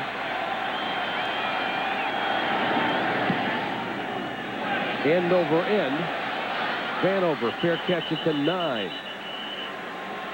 Punt of only 34 yards, but no return.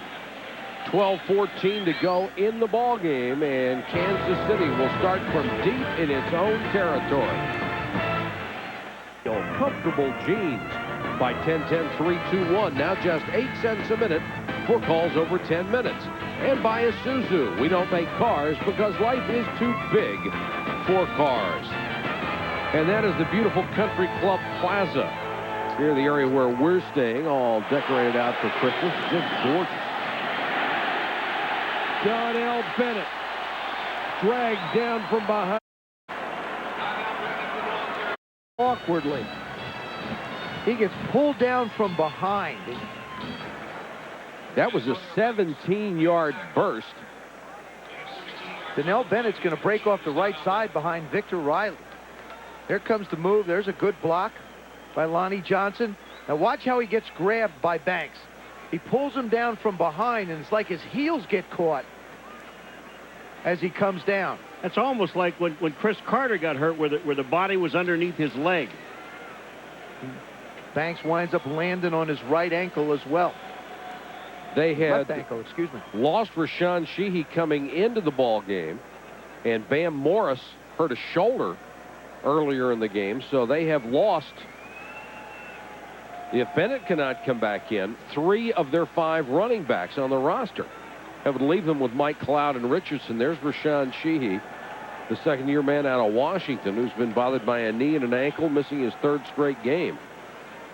So when you have running backs by committee, it's pretty tough when you lose 2/3 or 3/5 of the committee. And you know, when you have this many running backs, it really helps you as an offense. You take a look at 2 teams, Atlanta and Denver. They have 1 featured back. Jamal Anderson goes down, they wind up with trouble. Terrell Davis goes down, you wind up with trouble. Here, you've got guys to swing in. Well, if this keeps up, they won't have a quorum. College basketball triple header for you Thursday night beginning at 7. Number Lewis followed at 9 o'clock. 13th ranked Ohio State against number 6 Kansas. And at midnight, we'll go out to the West Coast, Southern Cal and Long Beach State. College basketball in full swing already. Still tending to the 6-year veteran Donnell Bennett. They had a big first half on the ground, 130 yards rushing, only 23 here in the second half. It was interesting the way they began the season running the football. Kimball Anders, who had always been such a great receiver and a block, goes out with an Achilles, and they spread it around 5 different guys ever since. But they've still gotten the job done. This offense is really Nothing but running the football, play-action passes, and throwing to the tight end. And when your leading rusher had coming in for almost about 475 yards, you know you're running by committee. And Bennett very gingerly going off. If you joined us late, Kansas City exploded early and took a 21-0 lead over a Minnesota Vikings club that just looked shell-shocked. But they have come back to tie it at 21 with 11:59 to go in the game. Bam Morris, who had a shoulder bruise, left earlier. And as we said, Cloud and Richardson, the only guys left on that roster as running backs. They've both had their moments this year. It will be a first down for Kansas City at their own 26. Certainly that guy there has had his moments tonight for the Minnesota Vikings. Mike Cloud had his legs taken out from under him by Robert Griffin. Good tackle there. Mike Cloud went to Gunther Cunningham earlier in the year. He said, you put me on the field for 15 plays, coach, and you'll never take me out. I think he's going to get his chance to get more than 15 in this fourth quarter. He's averaging over 4 yards a carry in limited action. That was only his, came in with 23 carries on the season. John Randall, we have not mentioned him very much tonight. Lines up at defensive end again. Cloud. Rudd met him in the hole and took him down at the 30. It's going to be 3rd and 6. What I just don't like about what Kansas City's doing now, and they started it in somewhere in the second quarter. You run one, you run 2 plays, and then you put it on the quarterback to pick up a 3rd and 6 or 7. Yeah, but Jimmy Ray, the offensive coordinator, really this has been the game plan. It's not like they haven't had guys open. They've either dropped the ball or, we saw Gonzalez wide open when Gerback missed it. Short set, can't find anybody, then throws, and it's incomplete, nearly intercepted. And the tight end, Lonnie Johnson, wanted a flag and won't get it. Well, that was outstanding coverage.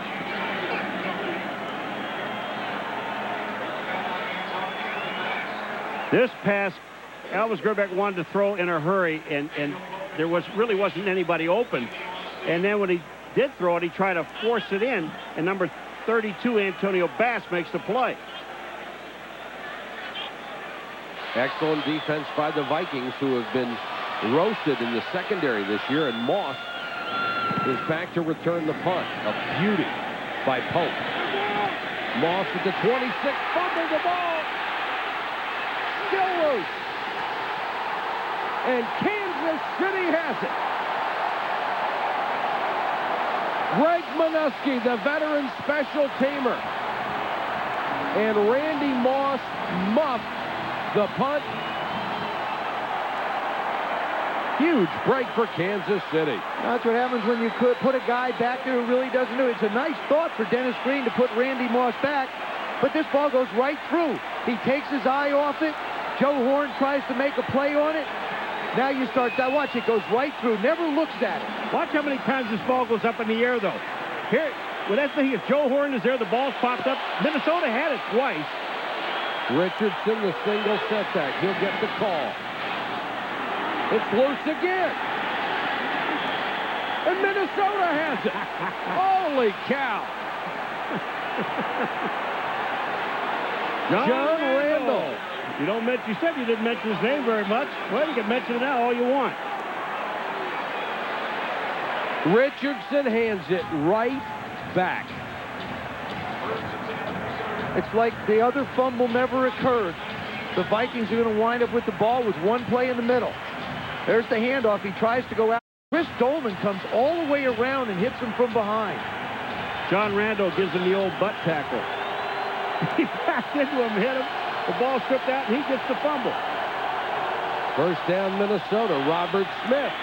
Room to run on the outside. Got a whale of a block from Jake Reed. Man, I'll tell you, do I love the way Robert Smith runs with the football. You know, he gets to the outside. He really doesn't look like he is an explosive runner. He is one of those guys that glides more than anything else, but he glides very, very fast. Watch this. He gets excellent blocks to the outside, and watch this. He takes all that he can get and get outside. But you've got to get wide receivers to block. That's Eric Warfield. That's Jake Reed's blocking on. Smith again, another big hole up the middle, and he bursts out to the 47-yard line. James Hasty made the tackle.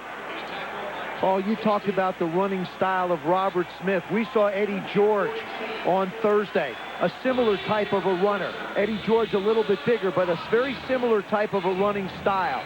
High knee action, great explosiveness. He's averaging 5.9 a carry, has 113 yards. Horde comes in to give him a blow. And Leroy Horde will get it. Room for the big guy. And Horde to the KC 40. Big block by Todd Stussy, the left tackle.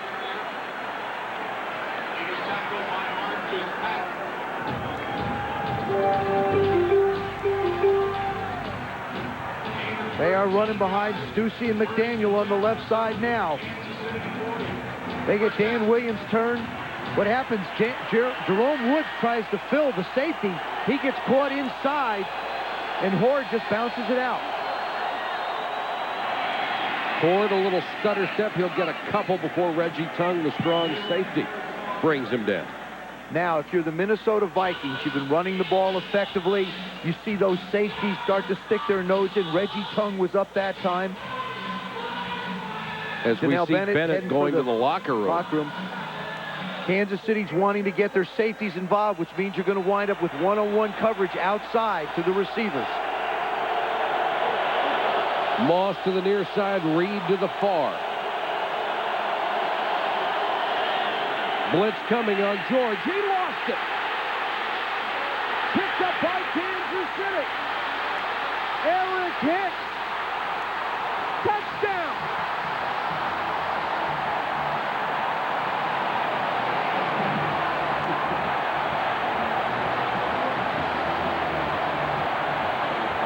A game of giveaway and takeaway. Well, for about a quarter and a half, Derek Thomas had kind of disappeared. But guess what, folks? Now he's back. Stussy gets his hands in his face. Derek Thomas tosses a fumble, gets the sack. Hicks picks it up, and it's over. But watch Eric Hicks run. That's Robert Smith trying to run him down. That's a 280-pound defensive end that gets an assist from DT. Every time Gunther has singled out a player and called them out publicly, they have risen to the occasion. 2 sacks for Derek Thomas tonight. 3 turnovers in the last 7 plays. And the Chiefs are back on top. This month on Stars. It's movies, movies, new hit movies. I want to learn about people. I want to help them with their troubles. More new hit movies in prime time. Movies you'll see first on Stars, only on Stars. What's the secret, Max? For me, it's going to Rushmore. Don't miss these great movies on Stars. We all go a little mad sometimes.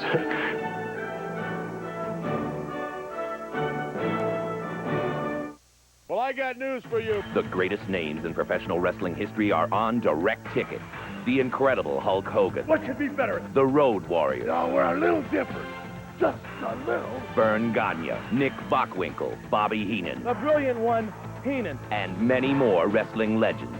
It's the best of classic AWA Wrestling Volume 3. Don't miss a brand new episode playing this month on AWA Wrestling Volume 3 on Direct Ticket. She says NHL center ice is like being there. I say, yeah, we'll see. You sure will. Call 1-800-GET-SPORTS and get into the action with NHL Center Ice on DirecTV. You'll see up to 30 out-of-market games every week, and you'll pay just $139. You'll also get some of the best Canadian matchups, plus select first and second round Stanley Cup playoff games. NHL Center Ice. I told ya, it's just like being there. It's ESPN's Sunday Night Football. Shifty quarterbacks duel in the desert when Doug Flutie and the Bills take on Jake the Snake and the Cards. Cardinals, Sunday at 8:15 on ESPN. Had a 77-yard return earlier. Room again. Pushed out of bounds by Lockett. Tate nearly broke another one. Derek Thomas, you can't say enough about this guy when they put him on the line of scrimmage. This is Stussy on the very first point and the very first series. He can't handle him, and here again you see him beat Todd Stussy. Joe, you made a point when we were in the break. Why not put a tight end over there? They don't throw to their tight ends anyway. They've done it on occasion, but if they want to throw the football, especially in 1st and 10, put a tight end in front of them. Don't let it back block them. Make them go around somebody much larger. Derek Thomas, 4 tackles, 2 sacks, a forced fumble. They've run at him 8 times for 30 yards. They'll mark it back. They said he stepped out of bounds at the 47-yard line. Moss looked like he may have mistimed his jump against Eric Warfield.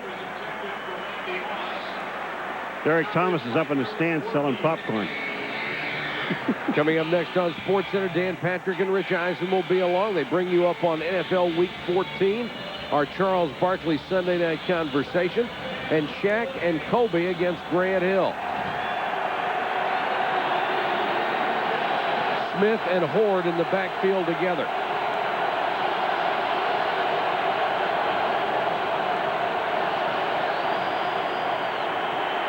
Screen to Smith. Slipped one tackle, got a great block and hurdled for a first down. What a tough run by Smith. The big guy's out front, and Robert Smith goes airborne to pick up the extra yards. First down, Vikings at the Chiefs' 40. Horde. Leroy Horde gets 6.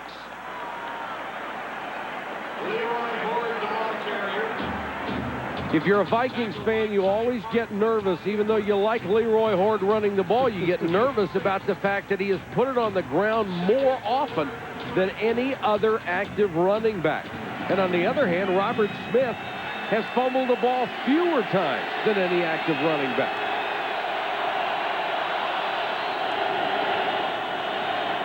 Horde. And that's why you might fumble. Reggie Tongue just killed him. Well, you took one too many steps in the backfield. When that hole opens, you have to go. Robert Smith is coming back on the field. But Reggie Tongue was up on the line of scrimmage. And here you are again, Joe. You've got safeties up on the line of scrimmage. Well, they tried to throw the last time, except that I think if you want to throw now, you've got to see who's in front of Derek Thomas. You've got to find him. You've got to locate him. And I don't think you can let Todd Stussy try and do it by himself. Well, he's got Robert Smith over there blocking with him. Blitz coming. Out. George throws for Moss. Dishman, excellent coverage. Right in his face. There's a flag on this play. They got... It's going to be holding against Minnesota, and I would decline it if I was Kansas City. It would bring up 4th down if they do decline it. Plus, it's just cold enough. We have not seen the kickers kick very long field goals. Holding. Offense. Number 73. 10-yard penalty. Repeat the down. Stussy 3rd down. On Derek Thomas. Well, he had to hold him because, watch this. Derek Thomas has got him beat clean to his, and he just pulls him to the ground. Otherwise, he would have hit Jeff George. I don't like the decision to give them the football again. I don't care if it's 3rd down and 18.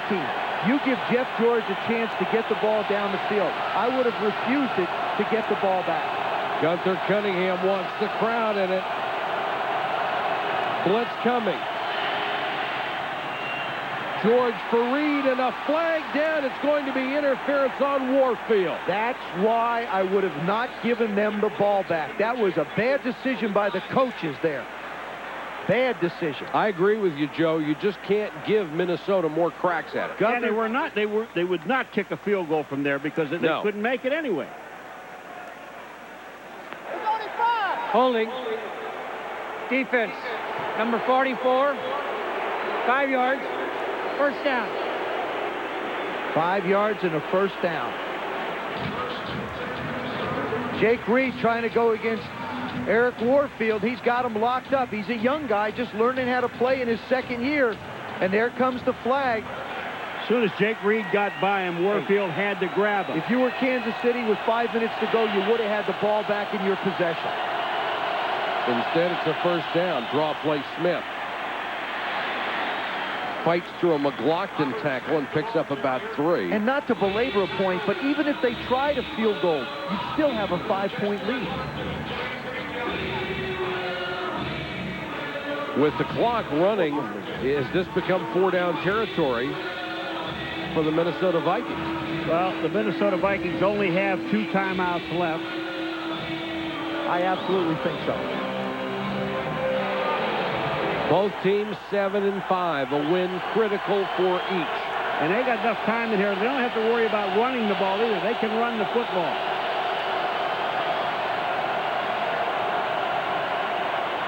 And Randy Moss will get out of bounds and Hatchett threw him a block downfield. Oh, man. Hatchett hits Jerome Woods. He comes back and he had him lined up. Matthew Hatchett put him in the short area. Oh, man. And Woods never saw it coming. He just didn't have it. He couldn't see anything. Watch it. Here comes the reverse. Randy Moss down on the left-hand side, folks. Watch Hatchett. Here he comes back off of a play, and bam! And what a play call that was. What a time to pull it out of that bag. Smith. Nowhere to go this time, and the safety, Reggie Tongue, right at the line of scrimmage, combined with Donnie Edwards for the tackle. It looks like Kansas City, Kurt Schottenheimer, the defensive coordinator, wants to put those safeties around the line of scrimmage to slow down the running game. He's really taking a chance. I still think if I'm Jeff George or I'm Ray Sherman, the offensive coordinator down here, I give Randy Moss a chance to make a play on the ball. That's what Kurt Schottenheimer's got to figure out. When should I get my safeties close? When should I make them look like they're going to come and put them back in coverage? I don't know what Andrew Glover, the 82. They haven't even said nobody's covering. They don't throw to him. Movement O'Neal. Leslie came across early. He's pointing at Glover. No, Leslie, but it didn't look like Glover flinched at all. He didn't.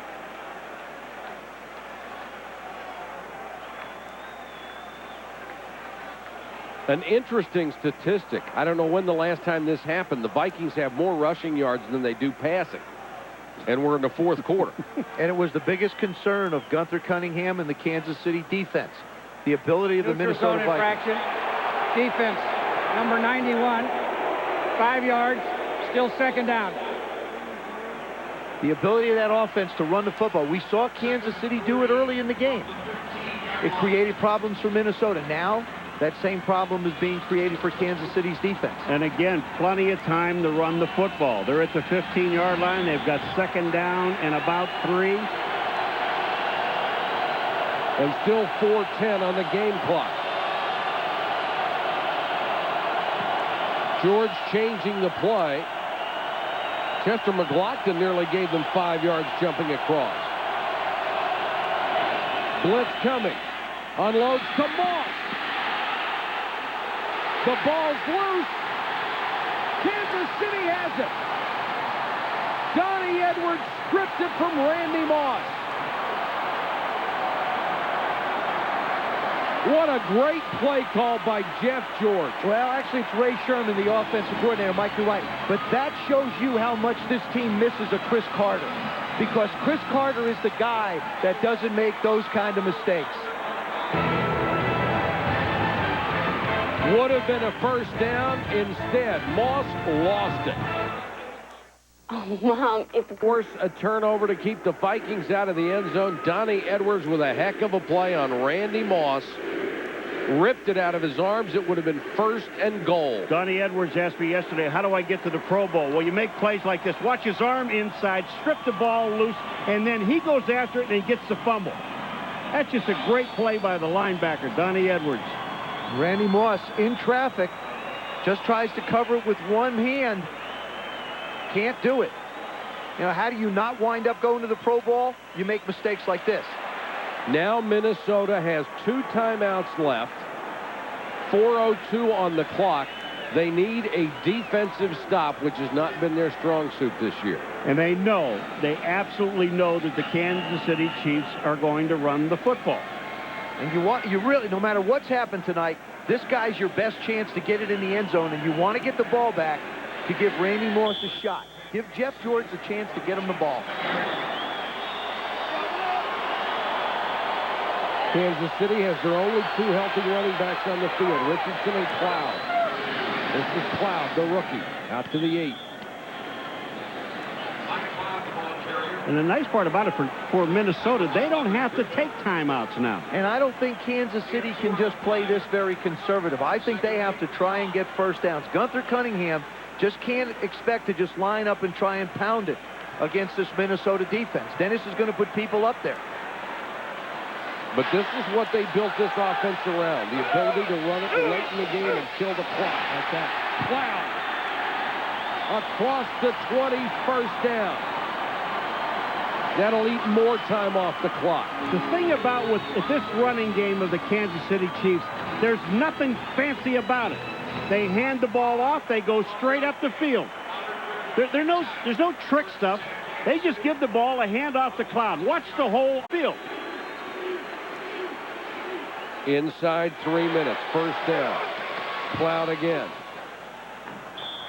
2, maybe 3. And Tim Grunner, they didn't even know if he was going to play tonight. He's hobbling around the locker room with a bad leg. And, you know, just a typical Notre Dame guy just gutting it out. I mean, unbelievable.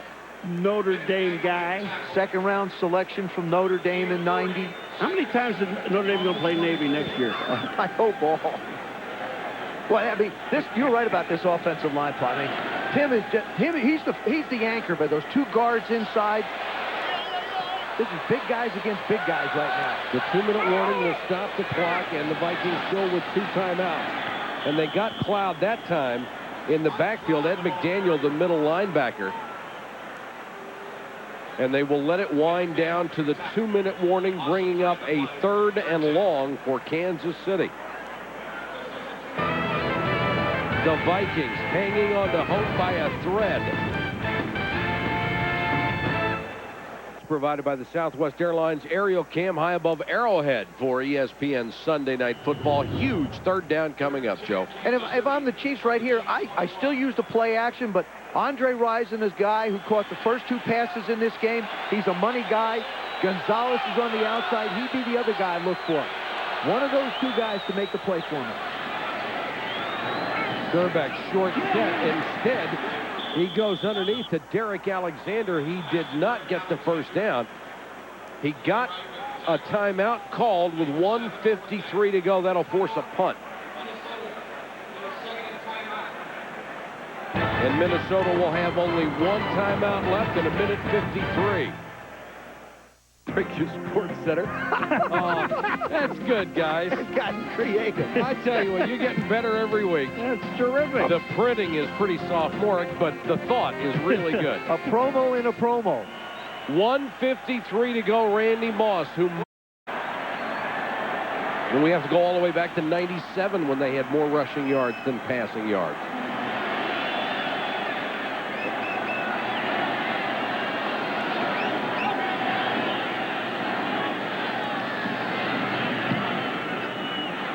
Returnable kick for Moss from the 36. Look out! He's gone. He's gone. That's it. Good night. He's gone. 64 yards. Touchdown. No flag. And that was in no a heartbeat. chance. That was in a heartbeat. Well, you know, everybody questioned last year, and no one knew how fast this guy is. Well, he just showed you how fast he can be when he has to be. Is Dion, are you watching? I think the gauntlet has been laid. Somebody to challenge the king. What an explosion up the middle. And you knew as soon as he got past the first couple of guys, it was over. Now the extra point to tie from Anderson. And it's 28 apiece.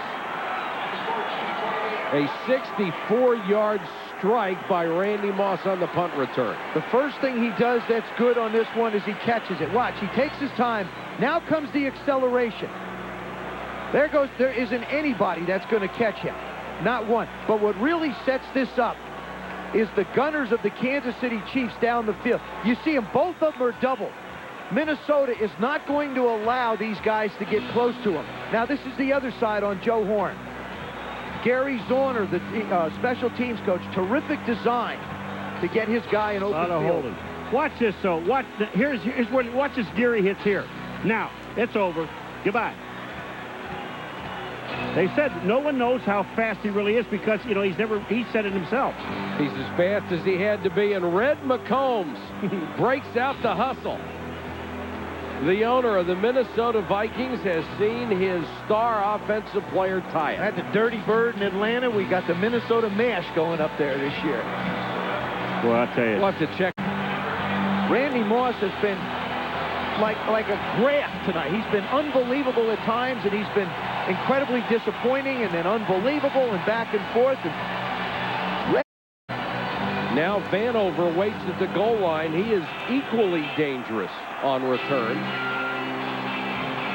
And the Chiefs have all 3 of their timeouts.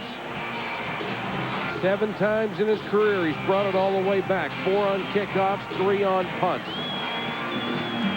Had an 80-yard return last week. Vanover from the 14. Runs into traffic across the 30. What a night this has been for Randy Moss. He has seen it all. He's seen what you see on his touchdown run here. He's seen the bad on his attempted first punt return. And he's seen the ugly on a fumble and a strip by Donnie Edwards. And then let's move to the absolutely incredible.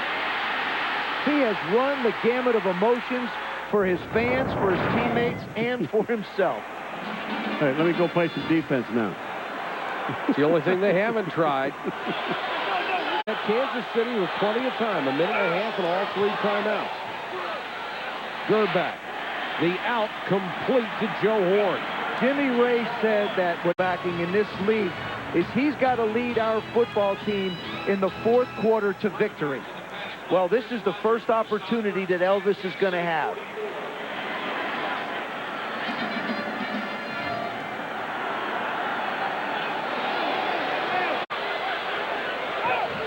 Blitz coming. Gerback rolls away from pressure.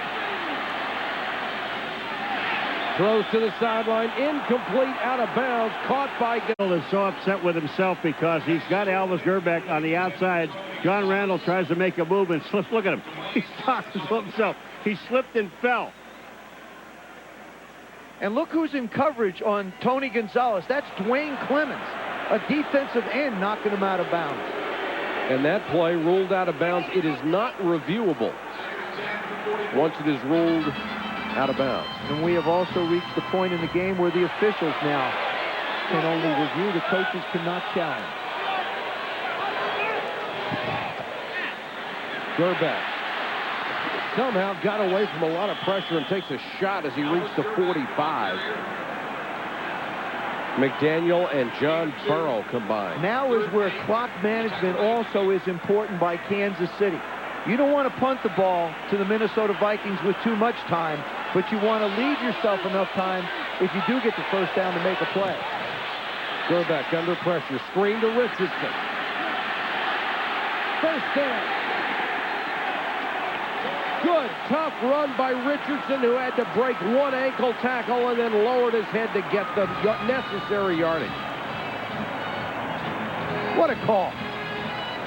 Boy, the coordinators here are playing chess games. This is a screen by Jimmy Ray, and he gets it to Tony Richardson. Watch the big man move. Look at those moves. Gunther Cunningham said he made moves sometimes that looked like Barry Sanders. Jimmy Hitchcock, who thought he had a shot, missed the tackle, and it's a first down. Stoyanovich getting warm just in case. Gerback under pressure. This time they got him from behind. And that's not a good play by Elvis Gerback. You've got to get rid of that football. You also have to call a timeout here and use one of these things. They got 41 seconds left to go. They only have to get about 20 yards. Well, keep in mind, Stoyanovich had a 45-yard field goal attempt early in the game, and it was well short. Yeah.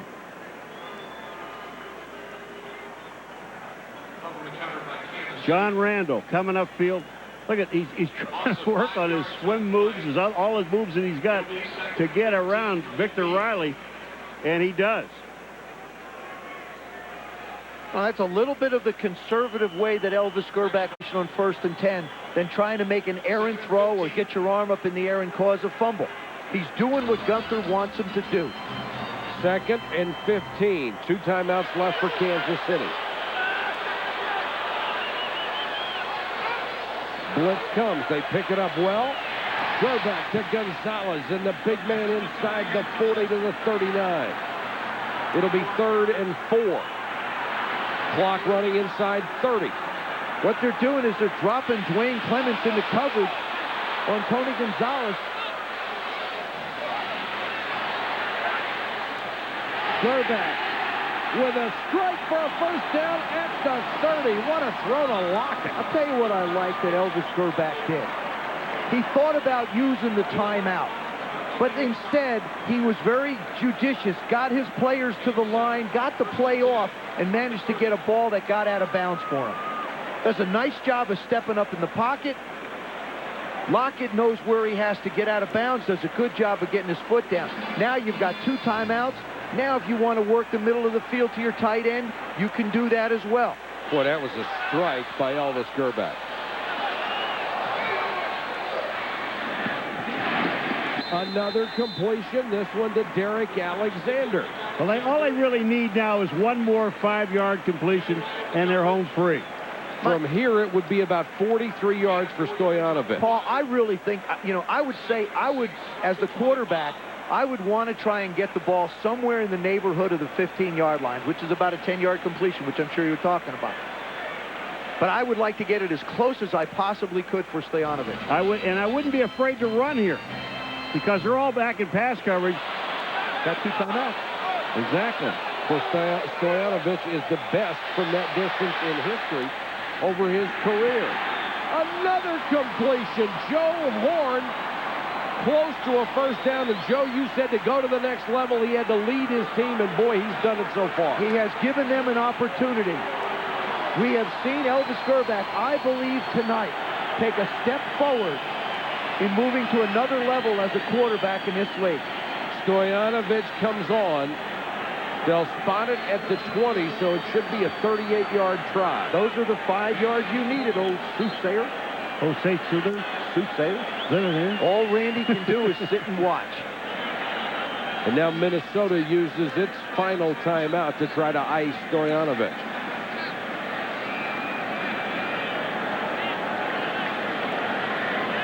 .49 of 54 in his career since coming from Miami.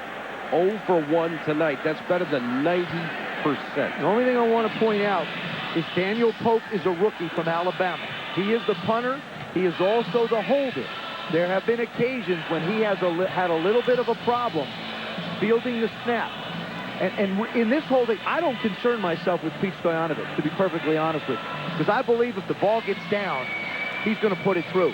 My concern would be to make sure that Daniel Pope gets it on the ground. And they were considering moving Elvis Gerback into that holder slot because Pope had a couple of problems. And Elvis said no. I'll tell you the other thing. If I was Pope, I'd have my hands in that pouch that he has behind him.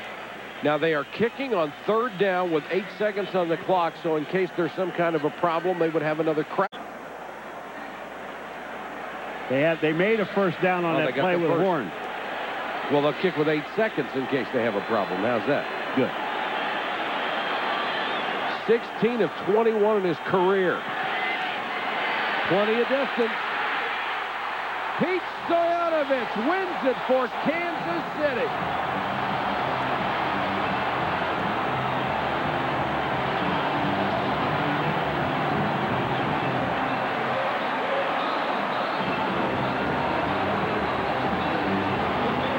Elvis Gerback got them in position, and Stojanovic came through.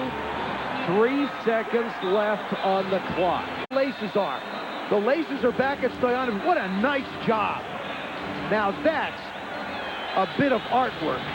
For those of you that don't really know, when Joe's talking about the laces, you look at the laces, Chris Carter's all upset, but you look at the laces, and these kickers, They want that laces straight down the field, because if the laces are to the right or to the left, the ball has a good opportunity of going that way.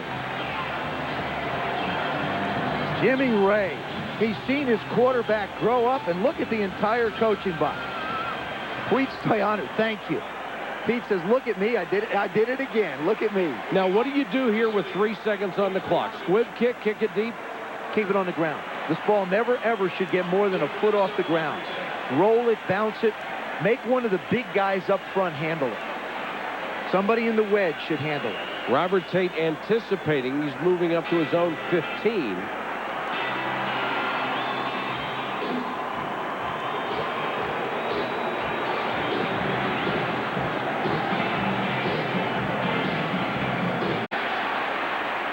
Loose ball picked up by Mo Williams. It's the Cal Band play. And it stopped at the 31. Kansas City blows a 21-point lead and then comes back to win it. Tremendous emotion here at Arrowhead in front of a sellout crowd. The final score, the Chiefs 31, the Vikings 28. Coming up next, Sports Center, Dan Patrick and Rich Eisen. All the latest news, scores, and highlights. For Joe Theismann, Paul McGuire, Solomon Wilcox, and our entire ESPN crew, this is Mike Patrick. Thanks for watching. Good night from Arrowhead.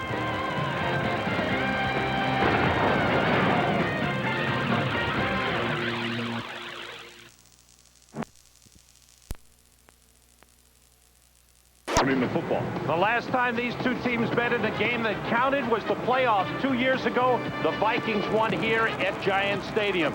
These two teams have a playoff atmosphere around them today. We'll be set for the opening kickoff right after these messages. Call the big man, tell him turn the heat on. And it is cold here at Giant Stadium. The wind chill at 9 degrees.